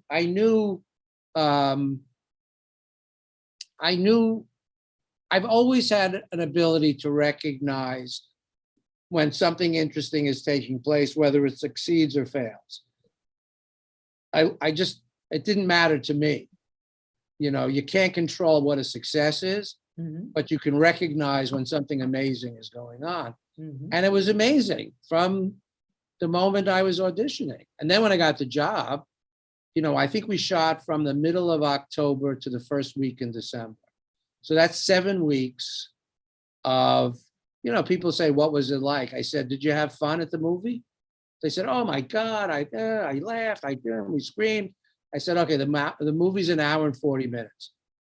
That's what it was like every day for 7 weeks." So did you and Tim, how much was on the page and how much did you guys play around? Well, John Landis said, bring me what you've got. Can you think of anything that you guys came up with on the spot that wasn't on the page? Really what it was how we played off of each other. Those things we'd say at the same time, road trip, or we'd say whatever. It was just, vamping. It was on the page, but it's what you did with how it. you do it. Yeah, of course. I mean, you can play the ink, but there's, it's like jazz musicians. It's their, it's just a feel. It's what makes you fall in love. It's what the audience identifies with. Whatever magic is happening in front of them, they're consuming. But you can't, I don't think you can tell the audience that they should be having a good time, or that they should be moved, or they should be anything. They'll figure it out. Right. And John basically created an atmosphere that seemed improvised. Like, a lot of people think we made all that up, but it was mostly scripted. I mean, Bruce McGill playing his throat, that's Bruce saying, "Well, I can play my throat." And Landis going, "The fuck are you talking about?" And he played the William Tell overture on his throat, and John put it in the movie. And Jamie Widows knew who to juggle, so he juggled, And I saw all these lunatics, what they could do, and I figured, well, I know how to underplay. So if it was like the blank sheet of paper. You guys act your ass off, and I'll just stand there and fall in love with Karen Allen. Not so bad. So I would say, I'm sure there's something. It was probably things like, excuse me, pardon me, excuse me, imitating Bugs Bunny or whatever I was doing. And I'll tell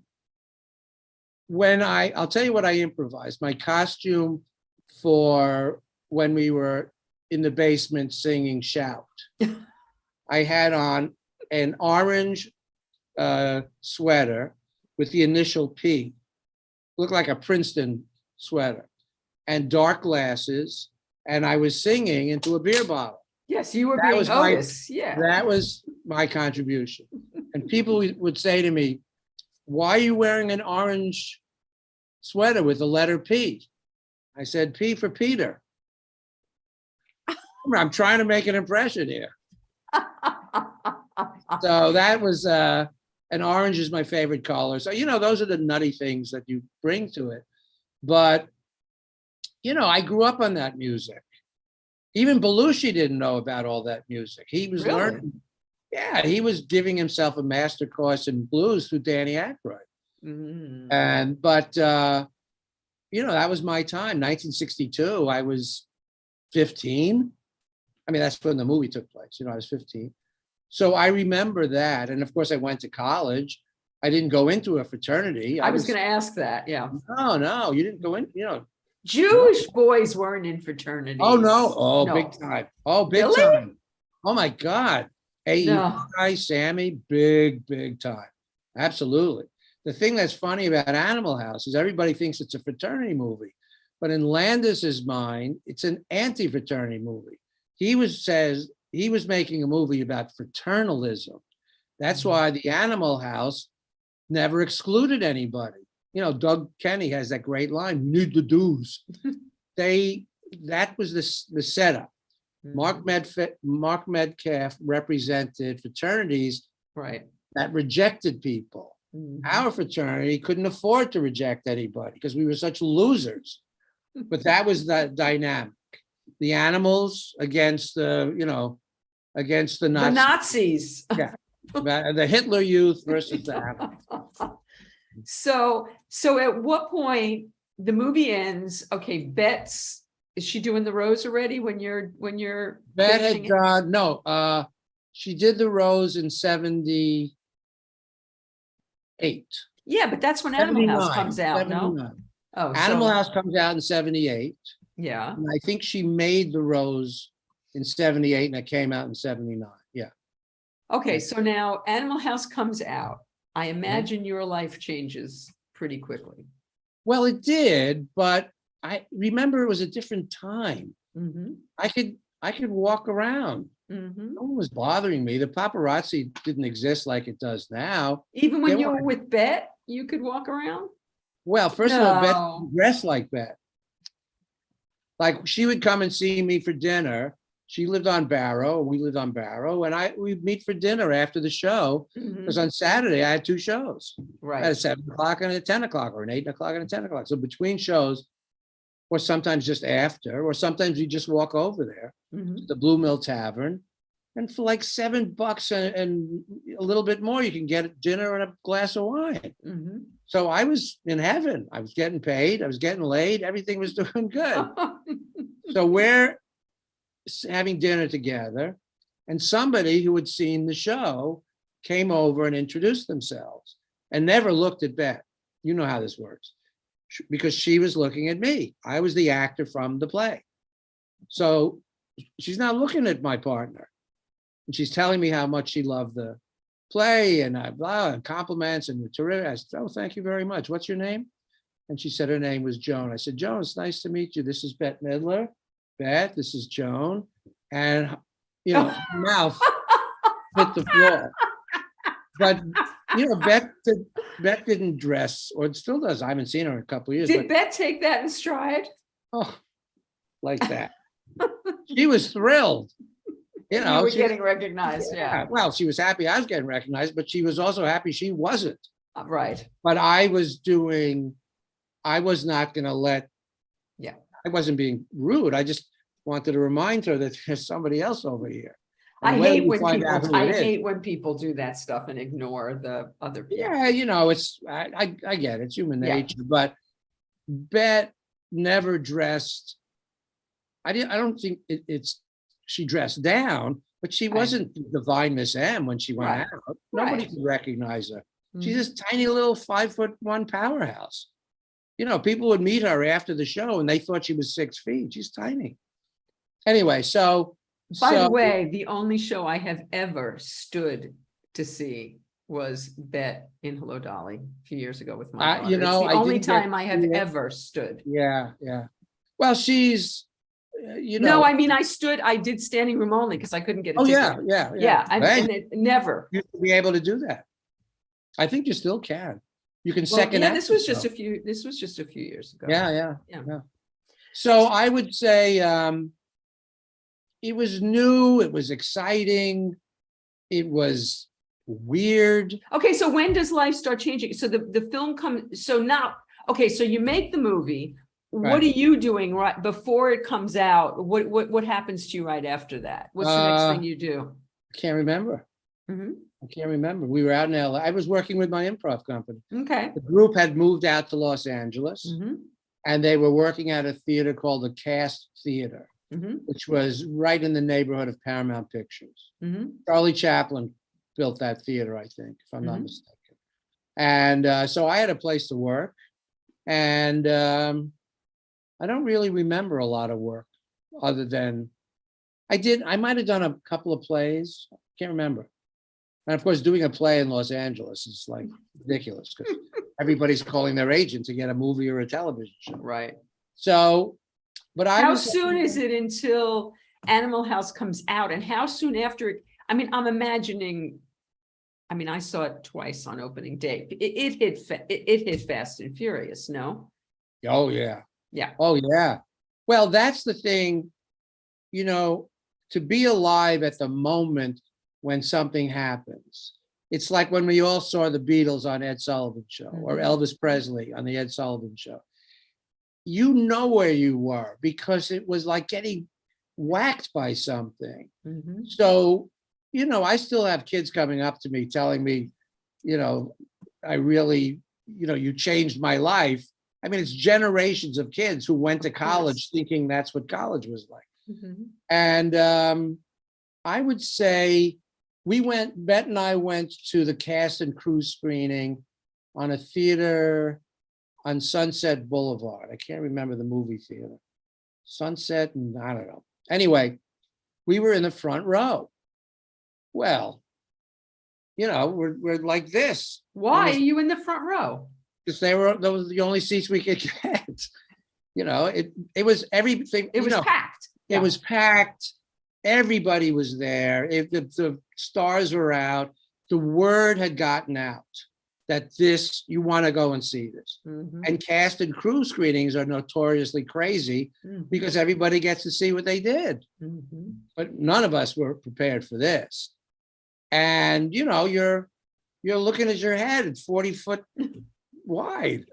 And it was an awesome experience.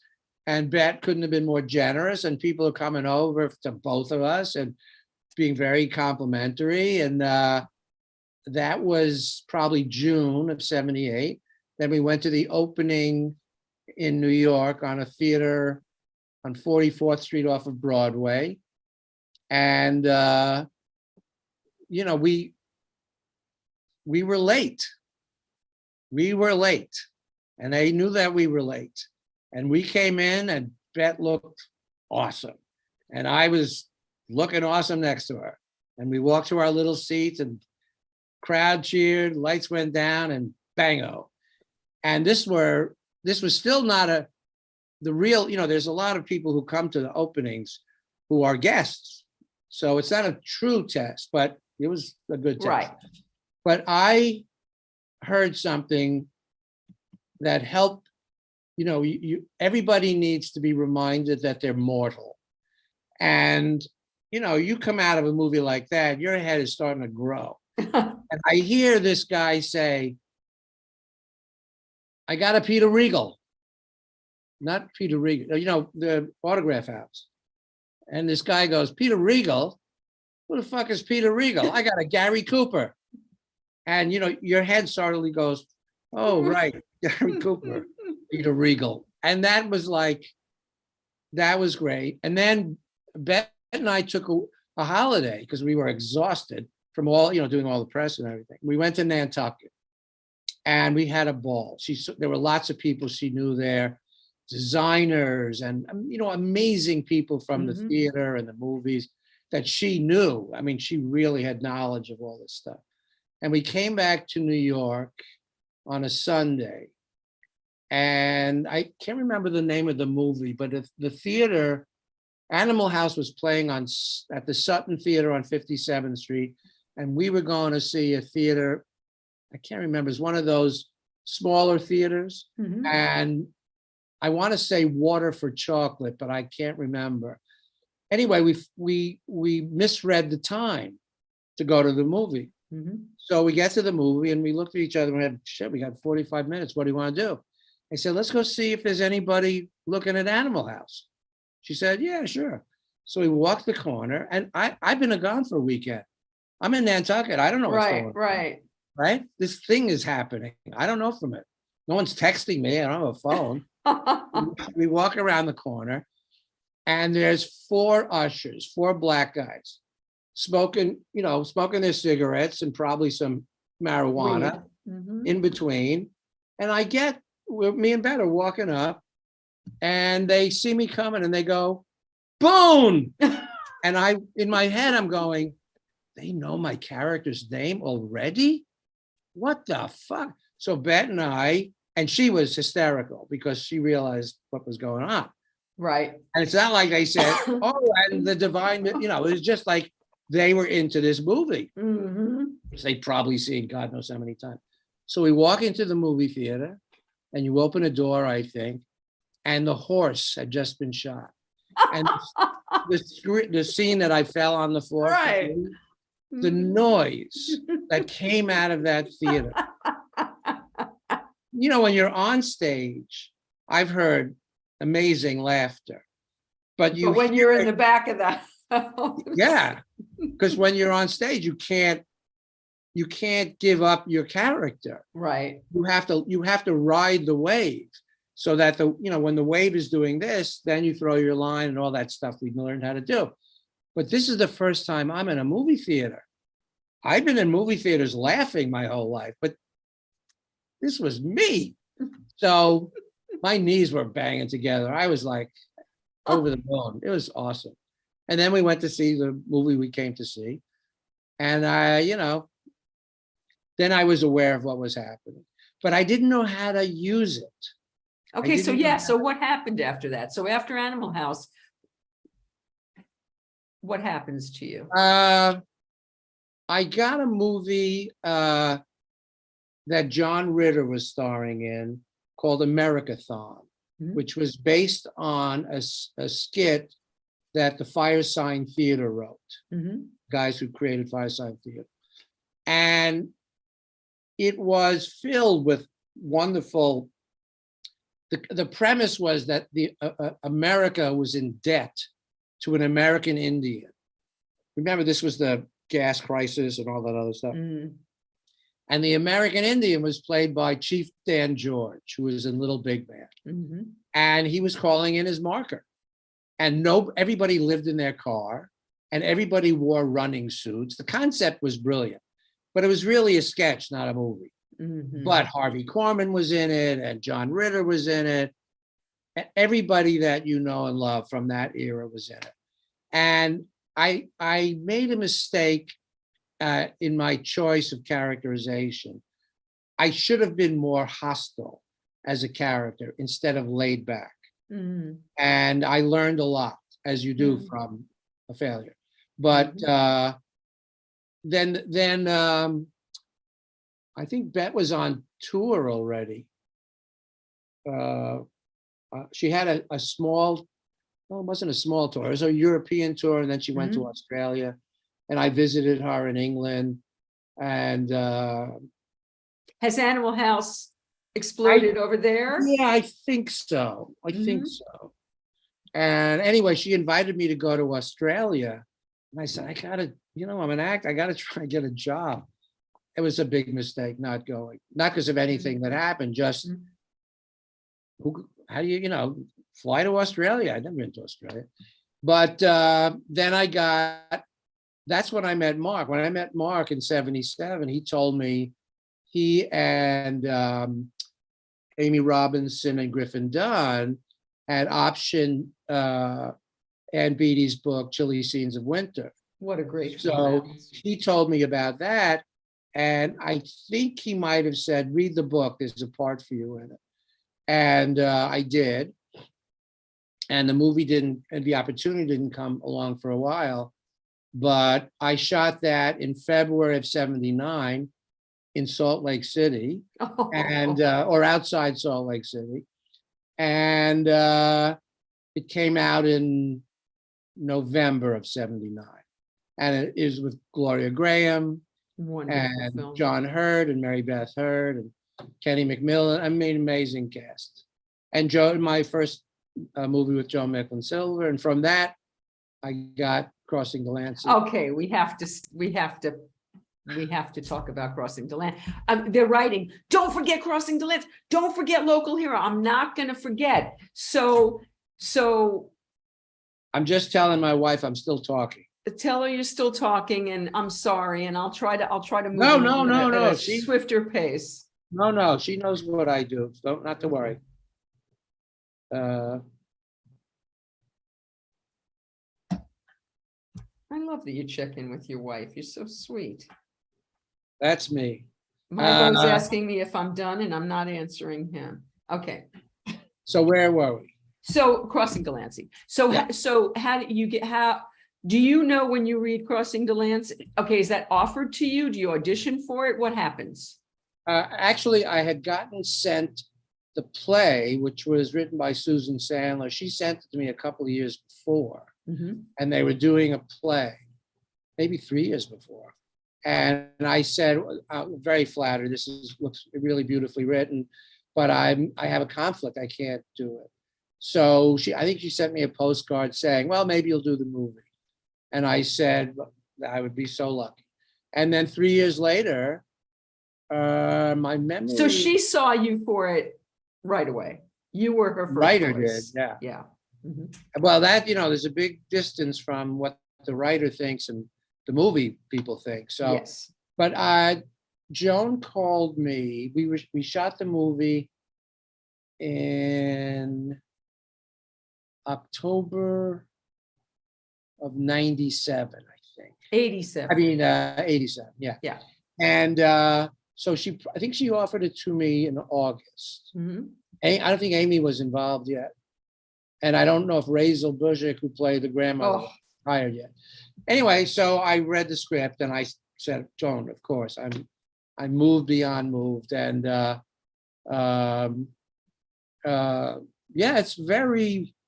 it is a very moving thing to have somebody say, I'd like you to play this part. Any part. Doesn't matter. I hadn't seen it in a long, I saw it 50 times when it came out, but I hadn't seen it in a long time, and I just watched it. And it totally holds up. I was shocked. Yeah, it holds up very well. I wasn't expecting it to, but it did. Well, it's a universal story. It's a great love story. It is recognizable because it's about, what's the song from Casablanca? It's still the same old story, a fight for love and glory. But it was a Jewish one, which at the time, Woody Allen was kind of doing Jewish humor. There wasn't a lot of Jewish stuff going on back then. Well, there certainly wasn't a character like that. No. That guy was a great character. Yes. I mean, not just for women, men too. Or from every persuasion. People love characters who know who they are. And that's who that guy was. It's a very, it's hard to play. The character essentially is a mensch, and a mensch is is not aware of his menschness or her menschness. Doesn't matter. So the trick of playing a character like that is to just let them see you. But you don't know how that's going to come across. So now you were up on board first. Did they do a chemistry read with you and Amy? How did that happen? I think it was Joan's instinct that Amy would be the right person. I know that Amy auditioned with Razel, who played the Bujic. She was amazing. Bujic, who played the Bubby. I don't remember. So did you and Amy have that chemistry immediately, or did it develop? No, well, we did. It was a different But the kind of. characters didn't really have chemistry at the beginning, so that would kind of, Well, one of them knew, one of the other them. one didn't know, Mhm, which was what makes a really good love story. mhm. Somebody in the couple has to not recognize that they're actually falling in love. Right. And that's what happens in the length of a movie. It's like a magic trick, but you can't, it's not an actable thing. It's the accident of relationships. That's, Joan's casting eye, and she can write like hell too. I mean, Susan wrote the screenplay, Mhm, but Joan is a great screenwriter on her own right. And mhm. she can cast. Oh my God, her actors are. Have you seen Hester Street recently? Hester Street is fantastic. I haven't seen it in a long time. Check it out. It will blow your mind. I hadn't seen it. I spoke at Joan's memorial, so Mhm. I wanted to catch up, and I couldn't believe. I remembered what I felt when I saw it in 19. Wasn't that Carol Kane? Was Carol Oh Kane in yeah, Hester yeah. Street? She Yeah, was yeah, yeah. 21. She was nominated for an Academy Award. They made the movie for less than $400,000 in Mhm. black and white with Mhm. Yiddish. I mean, madness. But I would say chemistry is not hireable. Chemistry is just the result of Mhm, picking the right people. mhm. Tim and I had chemistry. Oh, Me God, and Boon, Belushi had. unbelievable. One of my favorite scenes in Animal House is the 5 or 6 guys dancing to Louie Louie. We're not talking, we're just drunk and banging heads to each other. And it tells you so much. You literally I can feel, picture every second Yeah, of that in my head, sure. but in the audience, you just want to be with them. Yes, yes. And you root for the couple. But somebody has to not get it until they get it. So now at that time, Amy had already done, I believe, Honeysuckle Rose with Willie Nelson. I think so. Oh, She'd yeah. already done that, which was huge. Yeah. And wasn't Steven Spielberg her boyfriend at the time? Oh, they were married. Oh, they were already married. Okay. Yeah, I think they had a son named Max, maybe. Oh, right. Yes, Yeah. okay, of course. So you do that movie, and I'm guessing, are you still with Bet? No, we broke up the end of like 80, beginning of I was 80. gonna say, you need to be single after crossing Delancey, because I'm thinking you're gonna get a lot of action after that movie. Let's put it this way. I could have stood myself from the Manhattan Island to the Redwood Forest. I've never been so propositioned in my life. I bet. But I was a very loyal boyfriend. So, Oh, you had a girlfriend at the time. Yeah. Okay. so All right. huh? So, go ahead. Finish what you were No, gonna say. what was the question? Oh, so I was going to move on. I was going to go to Local Hero. I know your wife's waiting on you. So No, Local Hero, Local Hero. I just watched that again too. How does that? Do you know what you're sitting on in that? I mean, because that's a small little movie. I knew what the script was. Mhm, This is a great story. mhm. And then we'll probably have exhausted your audience. But this, for people who are interested in how these things happen, Mhm. I told you that I'm very aware of when something is happening and it's interesting. Mhm. I don't know where the road's going to go. Mhm. Maybe it'll come to a dead end. Mhm. But this is how I got Local Hero. In 1977, I was living with Beth, and she was about to do an interview with a reporter named Joan Goodman, who was writing for a British newspaper. Mhm. And she was getting made up and getting her hair done because there were going to be pictures. It's going to be a big spread. So Bet asked, would I entertain Joan? And I'm sure we spent maybe an hour together, just making small talk. I don't think Animal House had come out yet. I just was Bet's boyfriend, so we're talking. All right, 5 years later, same woman, Joan Goodman, is interviewing Bill Forsyth when Gregory's Girl was being released. Mhm. And it was just about to be released in America. It was a big deal in Britain. Mhm. And she says, as all reporters do, what's next? And he said, I'm doing a movie with David Putnam. It's called Local Hero. And she said, what's it about? And he described the story and it described my character. And she said, this is Joan Goodman. This is the woman from 5 years earlier. Right. And you were just She said- Bet's boyfriend at the time. Yeah, but she said, because now Animal House has come out. Other things have come out. I've been on Broadway. Mhm. And she said to Bill, you ought to meet Peter Riegert. So she mentioned Wow. my name. He gave it to the casting people. And I got a call from my agent saying there's a script we're going to send you. It's called Local Hero. Takes place in Scotland. There's a new director from Scotland named Bill Forsyth.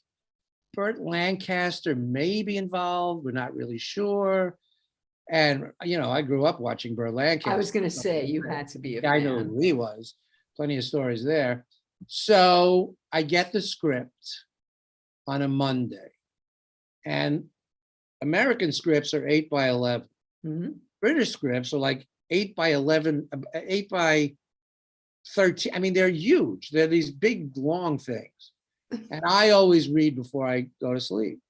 So this is a Monday, and I'm footloose and fancy free and tearing New York apart and having a great night. And I get home at, 5:30. And I'm subletting Carol Kane's apartment on 67th Street, right off of Central Park West. She had an amazing artist's apartment. I mean, Carol has such great taste. So I'm start reading this enormous screenplay called Local Hero. Mhm. And 2 hours later, at 7:30, and I'm going, this is the best screenplay I've ever read. This is unbelievable. Well, there's no agents awake at 7:30 in the morning.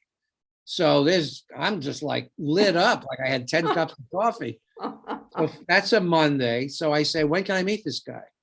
And they say he's coming to New York on Thursday. He's auditioning actors in Los Angeles. And I'm going, oh God, he's going to find somebody. Now I know all this now. So this is why Right. I can tell this story. Anyway, he comes east and I meet him at 6:00 at a hotel that's no longer there anymore on 62nd and Riverside Drive in the bar, which was this, I think it was called the Century Club or something like that.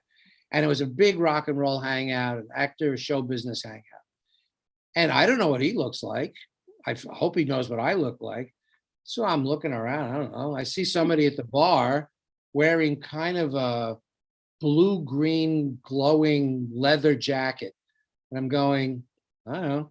So I go up and I say, hi, you Bill? I'm Peter. And he says, and he's, with that, he's from Glasgow. So his accent is so thick. He's talking English. I don't know what he's saying. So we sit down. He says, let's have a seat. Right? We sit down and this is my chance.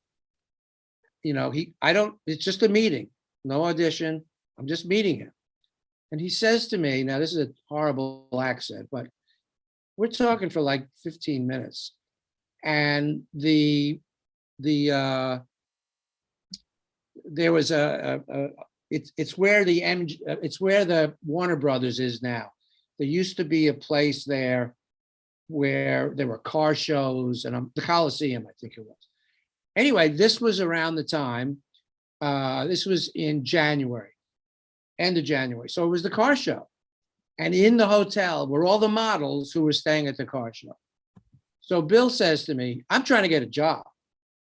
And I'm watching him kind of look around and I'm doing my best. And he says, do you know any of these girls over here? And I said, what? He said, there seemed to be a disproportionate number of really attractive women. And I wondered if you knew of any of them. I said, no, I don't know. They're models from the car show. He said, but you're from New York. You must know some of these women. I said, I don't know. I don't know these people. Are you sure? And I'm going, oh my fucking God, I'm going to lose this job because he wants to get laid. I understand it, but I want a job. Anyway, we're talking and I keep yakking away. And he says, I said, can I take you out for drinks later? And he said, okay. Or I said, maybe dinner. He said, no, I've got some other people to meet. And I went, yeah, I know actors. He said, yeah, I've got some other actors to meet. And he's, he does, he's from Glasgow. So I said, I'll come by and I'll buy you a drink. Fine. So I get back at 11 o'clock at night and he's surrounded by models. He's so seductive. And I'm thinking, son of a gun, this is unbelievable. So I jump in and we're talking. And I said, can I take you out to dinner tomorrow night, Friday? So, nah, I've got to see some other actors. I said, oh, okay, all right. How about Saturday? I said, I've got to see some other actors. I said, I'm going to take you. When do you have to go home? He says, Sunday. I said, come on, I'll pick you up. When you're done, you tell me and I'll take you. We'll go out drinking. He said, great. So I come and pick him up at his hotel, same place. What day is this? This is a Saturday now, right? Okay. I met him on a Thursday, it's Saturday. Mhm. And where do I take him? I take him to an actor hangout called Cafe Central on 75th in Amsterdam. Scott Krantz is going, say hi. Hey, hi. So I thought I'll take him to a place that'll be really exciting. And then the other part of me goes, you asshole, there's other actors. There's other actors. You don't want to take him to a place with actors? So we go in and there's like 2 godfathers and a consigliere. And it's like ridiculous. Anyway, I take him home at 4 o'clock in the morning because I figured if I can get him drunk enough, I'll be the last thing he remembers or the last actor he remembers. So I say goodnight. He flies home Sunday to Glasgow. Now, what I didn't know at the time was Warner Brothers wanted either Henry Winkler, Robin Williams, and Michael Douglas was a big consideration too, I think. I know Michael told me he really wanted the part. Anyway, when he got back to Glasgow, all of his friends, I mean, half the crew was going to be from Scotland, which is a big deal. Right. And, the people he made Gregory's Girl with and that sinking feeling with, all his buddies from the Glasgow Sits Theater, they said, is it going to be Henry or is it going to be Robin? And he said, I think I found this fella named Peter Riegert. I think he's the right guy. And they thought, oh, Bill, what are you fucking crazy? This is Warner Brothers. He's gonna, this is Bill being self-destructive. In their head, they're saying this. And I'm telling this story because he knew that weekend. So I was going out to Los Angeles and he had a screening set up for me for Gregory's Girl. My concern was, can the guy who wrote this direct this? Because I'd never seen Gregory's Girl. I didn't know who he was.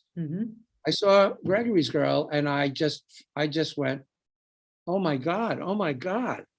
This is, I don't know if I'm going to get this job, but oh my God. And my agent out in LA was a wonderful legend named Eddie Bookham Dead or Alive Bondi, because he'd once gotten an actress a job who'd been dead for 6 months. And he was really pissed that she was dead because it's the most money she ever made.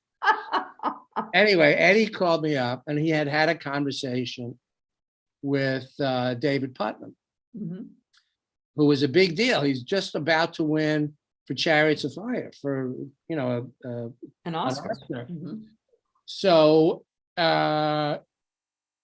David told Eddie, Bill is really interested in Peter, but I've got some politics I have to play and it's going to take about 2 months.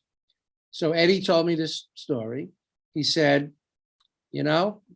I think he's telling the truth, but we're going to have to wait 2 months. So this is how incredible this is. It's now March, the end of March. Belushi has died, and there's a memorial at St. John the Divine on 110th in Amsterdam.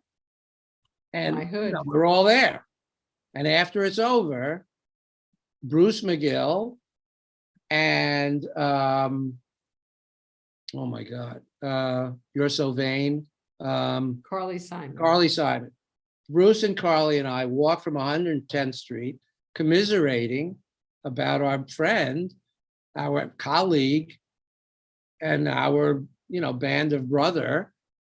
And we go to Cafe Central and drown our sorrows. And it was an amazing day. Local hero, showbiz, nothing existed other than the human tragedy. Right. So I get home. I'll see if I get the days right, but let's say it's on a Wednesday, and I get a call around 10:30 at night from Joan Goodman, the woman who recommended me, Right. and she was calling to congratulate me that Susie Figgis, the casting director in England, London, told her that they were going to hire me. So she was calling me up to congratulate me. Before you even knew. This is 10 o'clock at night.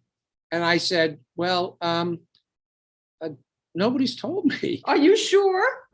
No, I didn't even say, are you sure? I just said, that's really sweet of you, Joan, but no one's told me yet.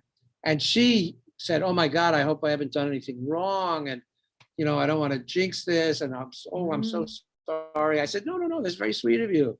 You started this. So, you're the one if this works out, but, I'm experienced enough to know these things are really weird. Anyway, we finished the phone calls. Again, like 7:30 in the morning, I'm not calling my agent at 10:30 at night. They're not interested, So I go out and to the Cafe Central because I got to be amongst my crazy tribe. And I get back home to, Carol's apartment, and I can't even remember the night because I must have been I couldn't tell anybody because, Right. Kinahora from our tribe. You don't speak about nothing. You have to give it a poo-poo, Give it yeah. up. So the next day I get a call. Nobody knows Kinahara, by the way. I say Kinahara, and even Jews don't know what that is. It freaks me out. Anyway, go ahead. A lost phrase. It's the Bronx. It's the Bronx. You have to be from the Bronx. Jews know that word. That's a big word. But I mean, it's like Bellocchio for the Italians, the evil eye. So the next day, I get a call from Bill Forsyth saying, I'm coming into the city. Let's have drinks at the Carlisle Hotel around 6 o'clock. And I said, great. And we talked for a few minutes, how's things, blah, blah, blah. We hang up. He didn't tell me I got the job. He just said, let's meet for drinks. Mhm. Well, and I'm thinking, what does that mean? What world have I entered? Is Scotland like some strange, weird, pixelated place? Then I get a call from David Putnam's office, like an hour later. David's coming into town on whatever the day was. And he wants to meet you and Bill, have drinks with you and Bill at the Carlisle at 6 o'clock. And they hang up. And again, I don't know. Maybe they just like drinking and they don't like, I don't know. No, come on. At this point, you sense that something good's going to happen. No, I have no sense. You All I know don't? is somebody told me, until you get it, you ain't got it. Right. And that's just the law of the land. Yeah.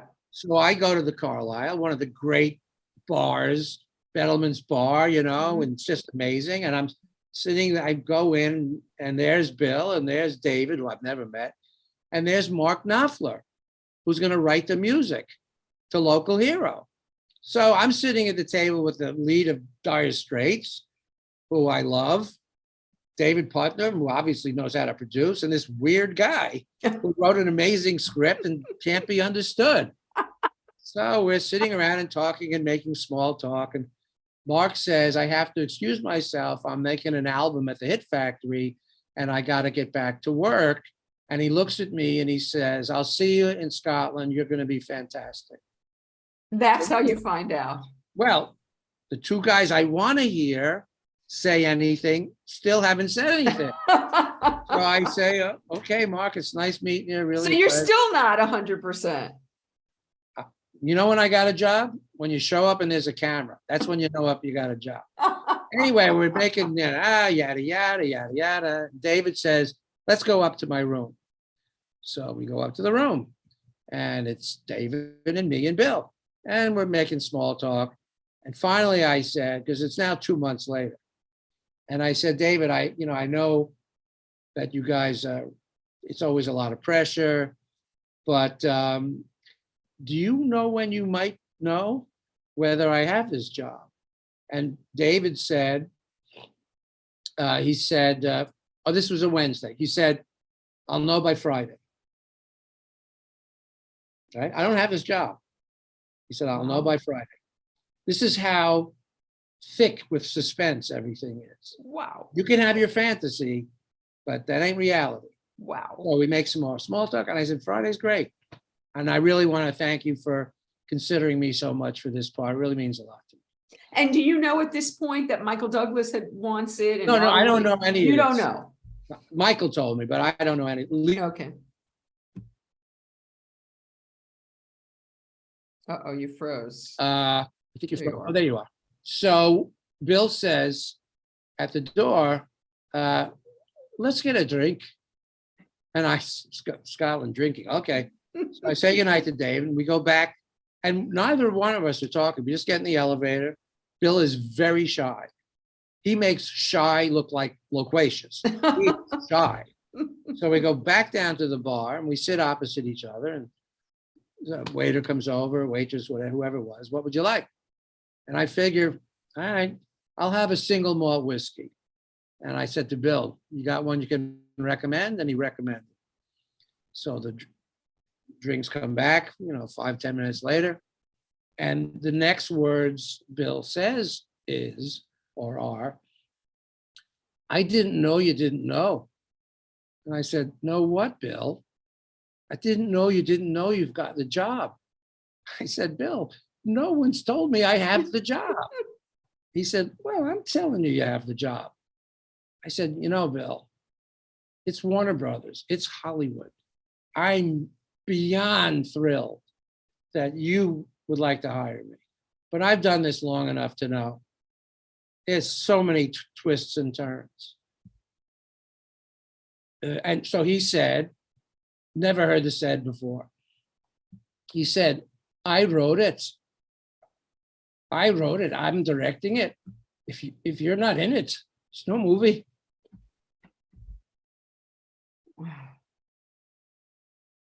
Wow. Yeah. Wow. That's one of life's great moments. Wow. Well, I knew when I read that script, I don't know if I'm going to get this job, but my things stick for me. So, the reason I can tell this story so detailed, like an anecdote should be, is because I knew what I was experiencing. Yeah. I knew what I was experiencing was sui generis. This just doesn't happen. And anyway, it went on to be, it was a seminal moment. I'll have as good, I'll never have better. But it was an amazing, amazing time. And I should only say that's how special it was. Mm-hmm. There's always jobs that in their moment are special. Mm-hmm. They don't have less of a place to me. Mm-hmm. It's just that the dynamic of how we get work is so peculiar. I've never met anybody from the biggest to the smallest who doesn't occasionally go, how the fuck did I get here? And at least if they're sane, they should be asking that question. But it was everybody I met I didn't have to act. The townspeople, mostly my part is reacting. Mm-hmm. I'm reacting to the scenery. Mm-hmm. I'm reacting to the people. Well, the scenery spoke for itself. But all the actors, we all lived in a roadhouse on the road to the Isles. So every time I came home from work, there was the village. And we all became friends. And same kind of thing you were asking before.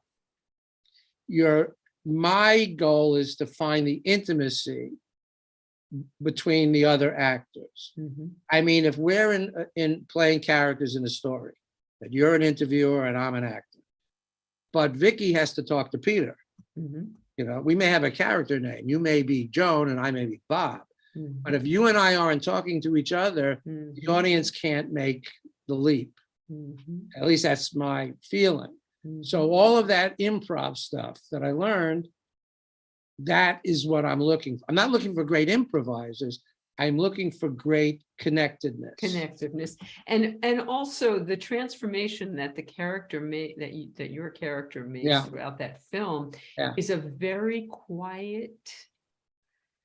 It's very quiet. It's very internal, and we get to watch it happen. We don't hear it happen. We're not told. It's not tell. It's all show.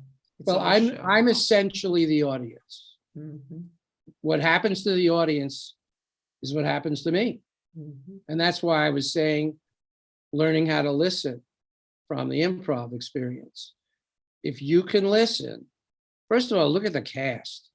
All right, so I was just gonna, before we move on, because the one last thing I'm gonna ask you about is The Sopranos, but working with Burt Lancaster, and I mean, having watched him as a kid, and now here is this giant. What was he like to work with? So this is how I met Burt Lancaster. We got a television in 1952. And this was a big deal. So my sister was 2, so she was asleep. So we're gonna watch this TV show. What is it? What's a TV? It's a television. What's a television? It's like a movie, but we can do it in the house. So the first thing they showed me, or we all saw it together, and it was live, was a variety show. And this is what I remember. There was a young Black man doing impressions of people who I didn't know who they were, and I didn't know he was. He was doing impressions of Kirk Douglas arguing with Burt Lancaster, and it was Sammy Davis Jr. I didn't know who any of these people were. And my parents are laughing like you are, screaming, rolling. And I said, why is that funny? And they said, well, he's doing impressions. And I said, what's an impression? I'm 5, I don't know anything. Right. So blah, blah, blah, Burt Lancaster. Then I'm getting older and I'm watching $1 Million Movie and I'm seeing, all this stuff. In 1963, I went to the March on Washington with my cousin, Dottie Hardy, who's my mom's favorite cousin.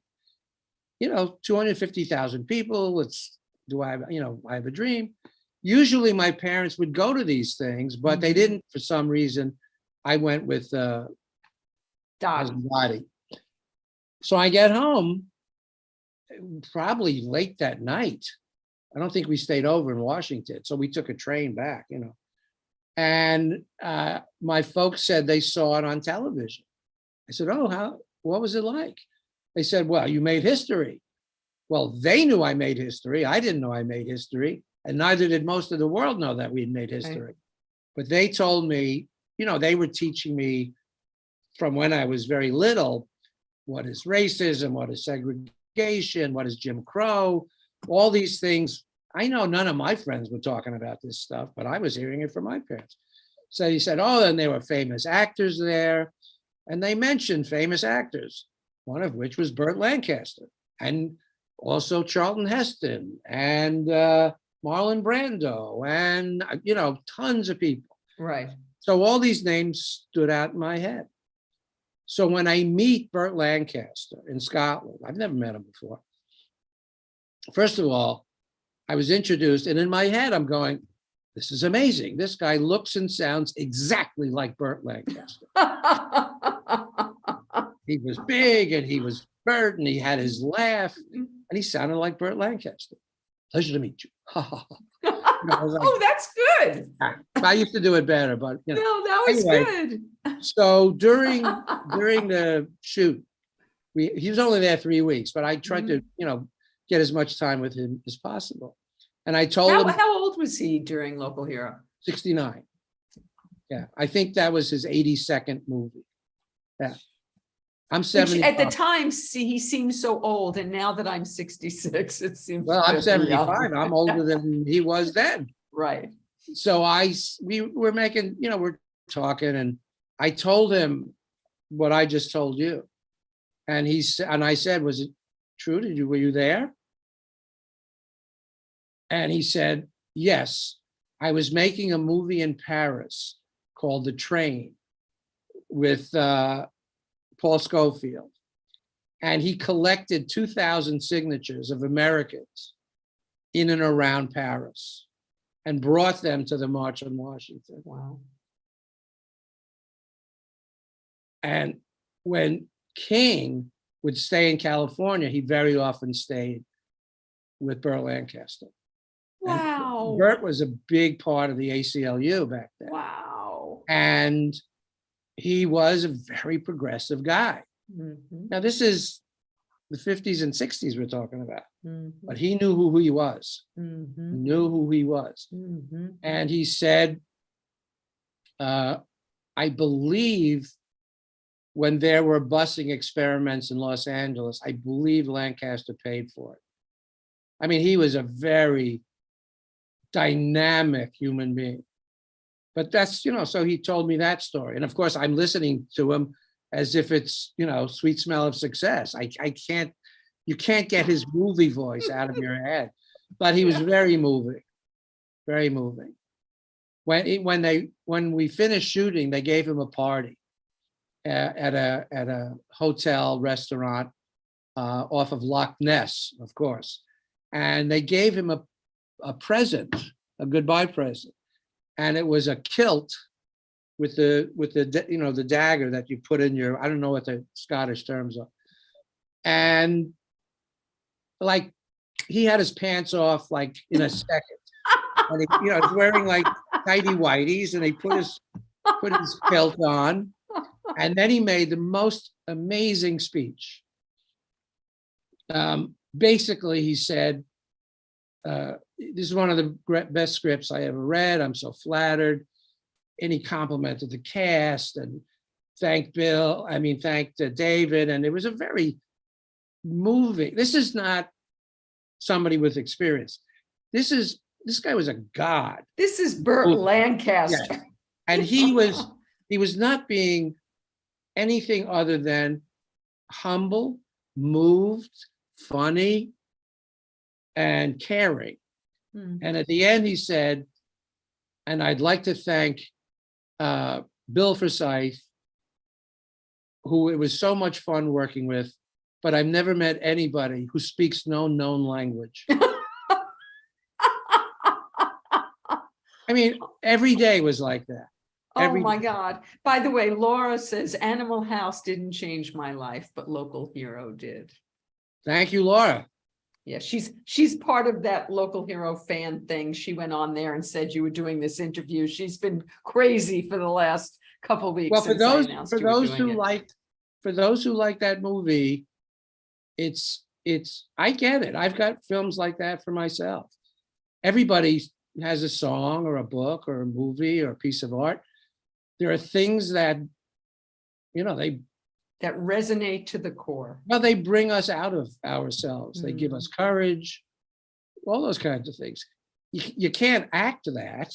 That's not my job. But if I'm lucky and I do a good job with other people. I mean, Bill, that was, what I was allowed to do, when you said quiet, or to me, the lower register has been magical to me. And this guy, we never spoke. He got it. It wasn't that. He just trusted me. And we would communicate via the film, by the dailies. His philosophy was, if he's giving notes, he's hired the wrong actor. Wow. I mean, I never heard him say, one time, we shot the end of the movie on the second day. Huh. That's how powerful that movie is. We shot the end of the movie when I come home with the shells and the rocks. That's day 2 in Houston. I haven't had this experience yet. Wow. But all I knew was to do nothing, because the mask will let the audience project onto the mask what they see, because there's no way I can do anything. So I said to him, nothing, right? And he said, less than nothing. It's the only note I ever got. Wow. Here's another thing. I noticed after a couple of weeks, anytime anybody had a suggestion, he would shoot it. He would just listen, and then he'd set up the camera, and then we'd do the idea, whatever it was. So I said to him after a couple of weeks, I said, why are you doing that? It could be anybody, the cinematographer, another actor, somebody walking around with a tea kettle. He was listening to, these were his people. He was just listening to everybody. So one day I asked him, I said, why do you do that? He said, because it's faster to shoot an idea than to debate an idea. And I thought, that's why he's so brilliant. Wow. And he knew he's going to get the credit for it anyway. That's why you want there are no bad ideas.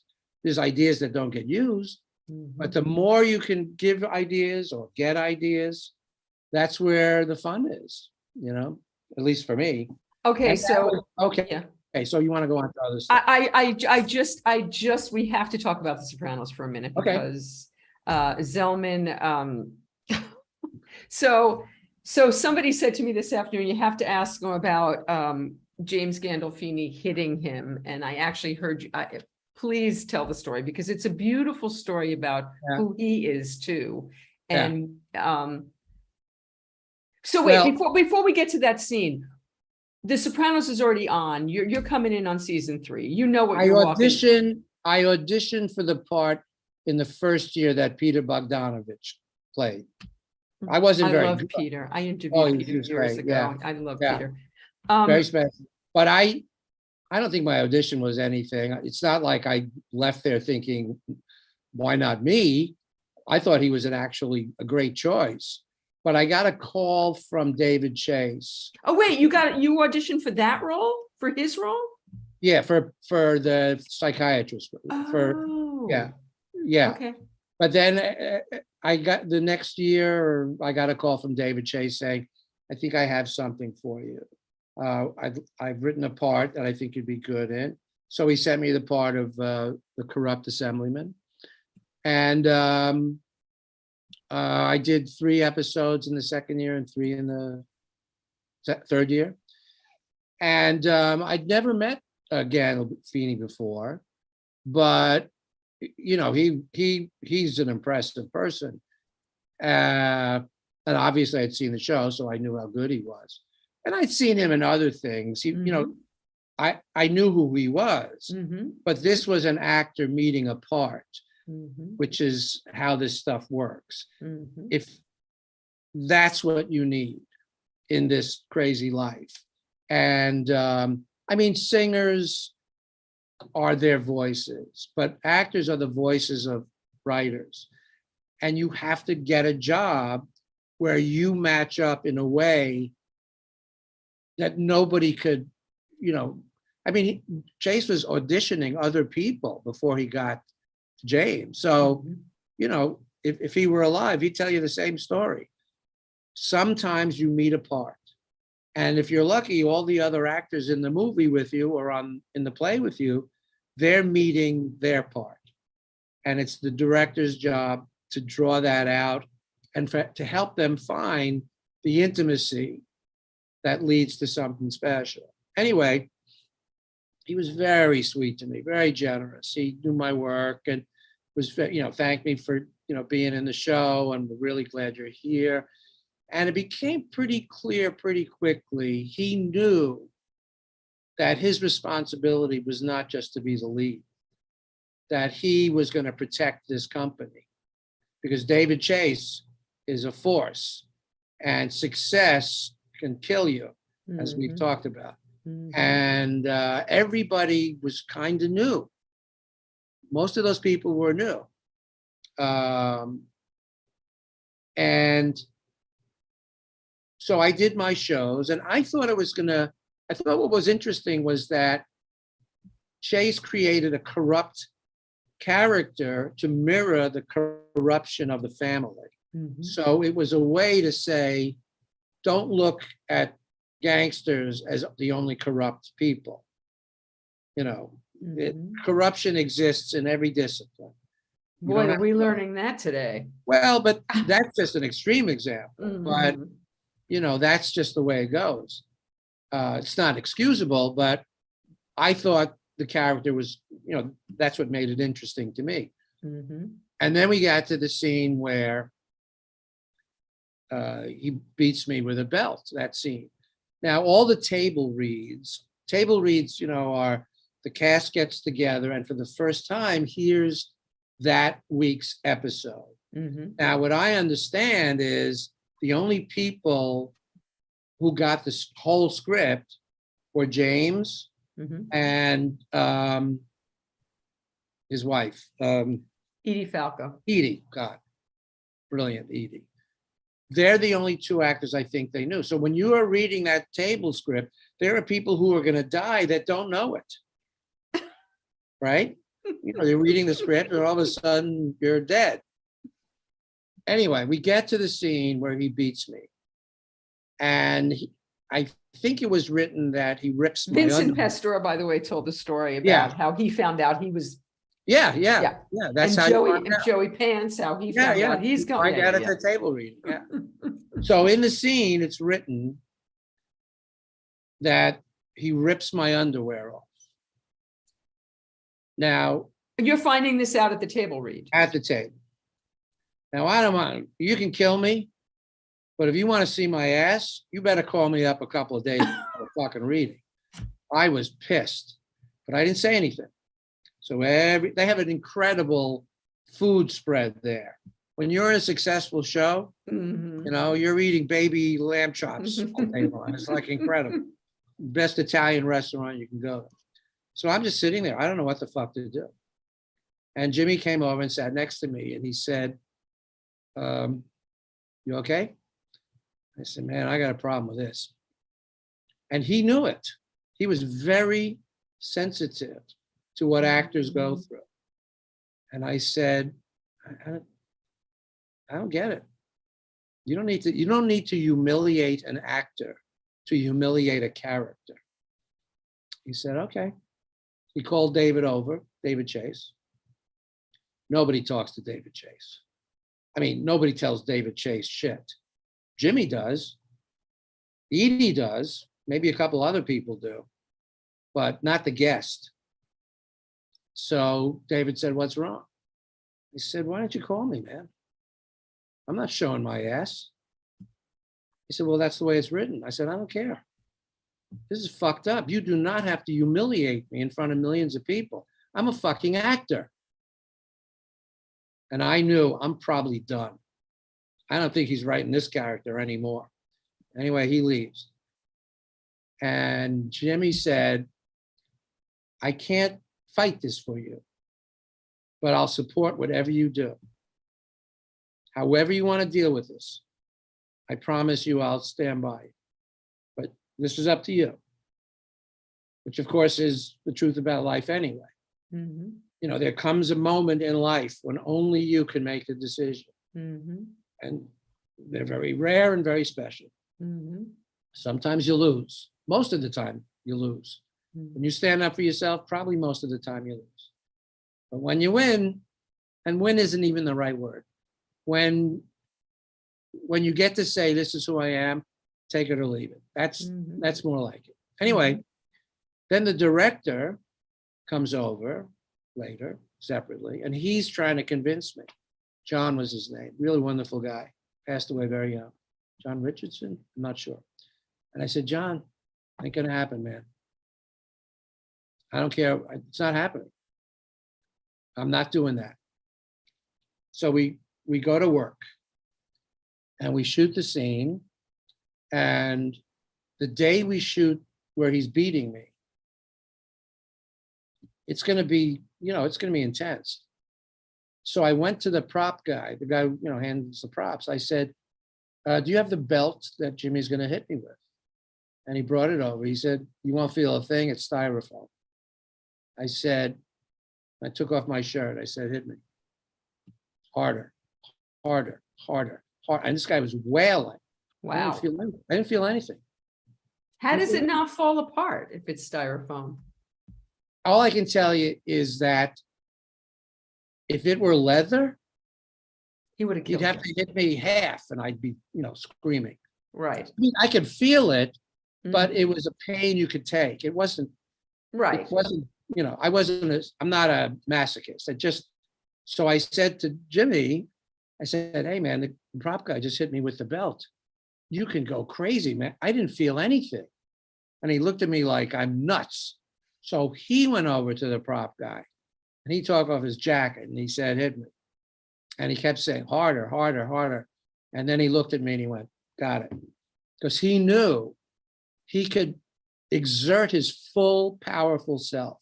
Because the camera's going to be this way, right? And we shot the scene. And we finished our work. It was probably 3:30 in the morning, 4 o'clock in the morning, outside Silver Cup Studios. And, it's quiet. And we're waiting for our cars. And so I said, you know what a mensch is? He said, yeah, I think I do. I said, it means a whole person. I just accepted it as a compliment. And I just thanked him for, a great experience with him. And, you can't have as much fun as I just did. And we said goodbye. And I'd seen him at some events later on, but I never did the show again. And then Because you wouldn't take your pants down. Oh, I don't know if that's true, but my guess was, I don't think this guy wants anybody telling him how to write. And I just don't think you don't humiliate actors. You want to talk to them. I need to trust everybody in the room. That's the most important thing. If you create an atmosphere of trust, and it's true anywhere, not unique to us, what we do. But if you want people to give their soul to you, you've got to feel safe, And believe me, I've been in situations where some actors don't have their head screwed on right. And it's not fun standing up to people like that, but you have to, at least I have to. But it was fine. I made my peace. I think he still got to see half my ass anyway. But all I was interested in is that I trusted this man and he trusted me. And that's what makes the scene work. So yeah.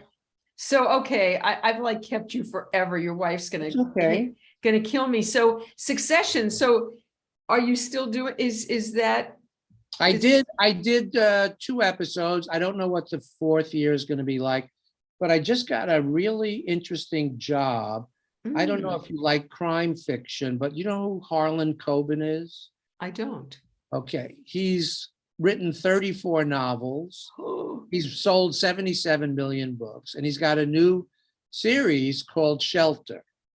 And his first series was based on the character Myron Bolitar. And there's like 8 or 9 novels. That's where he made his name. They're hugely successful. He's got a 7-series deal with Netflix. This is for Amazon. So Myron Bolitar is the main character of his Bolitar series. And he just hired me to play Myron's father, Alan. But it's not about Myron, it's about his brother's son, Mickey. So I'm playing the grandfather.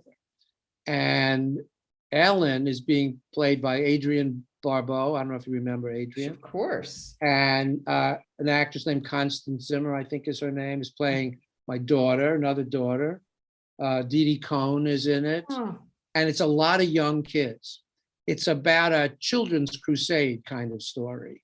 It's really, and this guy, he's really fantastic. And my wife, Cornelia, turned me on to him because I was talking to my manager and there was this, would I be interested? It wasn't an offer, it was, would I be interested? So she's walking in the living room and I'm talking to my manager and I said, Harlan who? And she whips around And I said, Coben, and she looks at me and she goes, that's a big deal. So I learned about him through her. And I'm, on a new adventure. That's why I'm in this hotel and start work on Friday. Tomorrow, Oh, nice. Oh, nice. costumes. George Yeah. Wendt is saying he loved it, but I'm not sure what he's talking about. But hi, I love George. George. George loves you. I know that. I love So, because George. he commented yesterday on one of my posts about Yeah. you. So you and your wife, are you going to collaborate? What's going to Well, be? I've got to turn it over to somebody else. It's very hard to get stuff done. I tried for, I don't know, it seemed like 10 years. So I've kind of let it go, but I'm going to see if I can help somebody find her, because it's a great character. It's a young woman named Madeline Dare, 25, 27, 29, 31. It's a young, she's a great writer.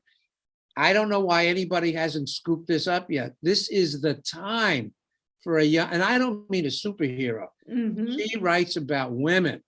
She love writes about real people, like this guy Harlan Coben does. His writing is like insane.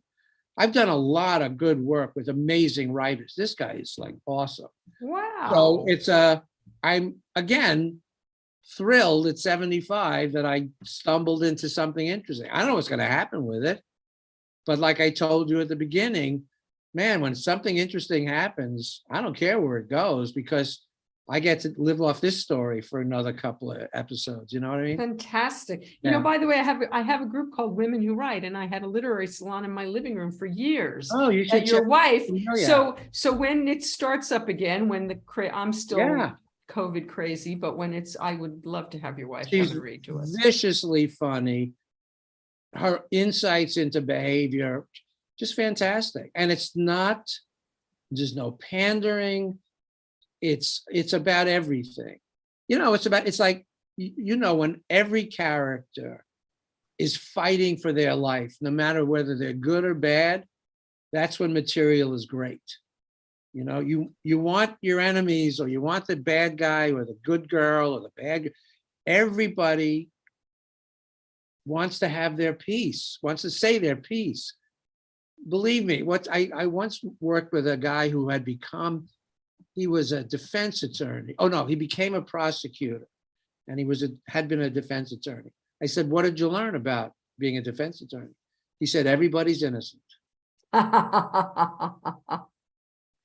Yeah. And that's, you can't, at least for me, I don't editorialize what I play. This is it, and I bang into the other actors, and somebody edits it or cuts it or whatever. And I was a theater actor first, so I'm trained to say the words, but I'm also an improviser. So, and it's not, I don't really, you write it, I'll say it. I just throw in my 2 cents about, I've learned that it's okay to say, could I do this? Could I say this? Mhm. If you're working on a new play, you're probably, the actor and the writer, or the actors and the writer are still putting it together. Collaborative, unless you're working for Aaron Sorkin, then you can't change a word, right? There are the I don't know. ones that you I don't can't. know. Mhm. I don't know. Mhm. I'm not, I don't know. I mean, everything is a rumor until I have the experience. So I don't know. So Peter, this is going to be on Netflix, this thing that you're starting now? Oh, no, this is Amazon. Amazon. Oh, this is Amazon. Okay. Yeah. And this particular one is called what? Shelter. Shelter. Yeah, it may be listed as Harlan Coben's Shelter, like they try and, because it's mostly kids, and he's thrilled with them, and that's pretty rare. I'm going to meet them all on Friday. I mean, it's like, Fantastic. yeah. So I just like what I do. I love my wife, and I have we have a great crib, and I get to play with friends on occasion. This COVID thing's been a motherfucker to all of us. So it's hard to not see as many people as I used to. Have you gotten it? No, not yet. But Cornelia's got autoimmune shit, and I'm 75, and so we're not like isolated. We go out, but it's limited. We still wear a mask. you know, too. when we're. I in got a the place. Omicron booster yesterday, by the way. Oh, yeah, we're We got about it. to get that. We're Mhm. about to, what was the reaction? None. I have the secret for this. And Okay, it sounds crazy. You start drinking Fiji water the morning of, hours Fiji before. water, The bottled Fiji Yeah. water, and you Why drink Fiji that water? all day. You don't stop drinking Fiji water. We had zero reaction. This is the third Why booster, zero. Fiji?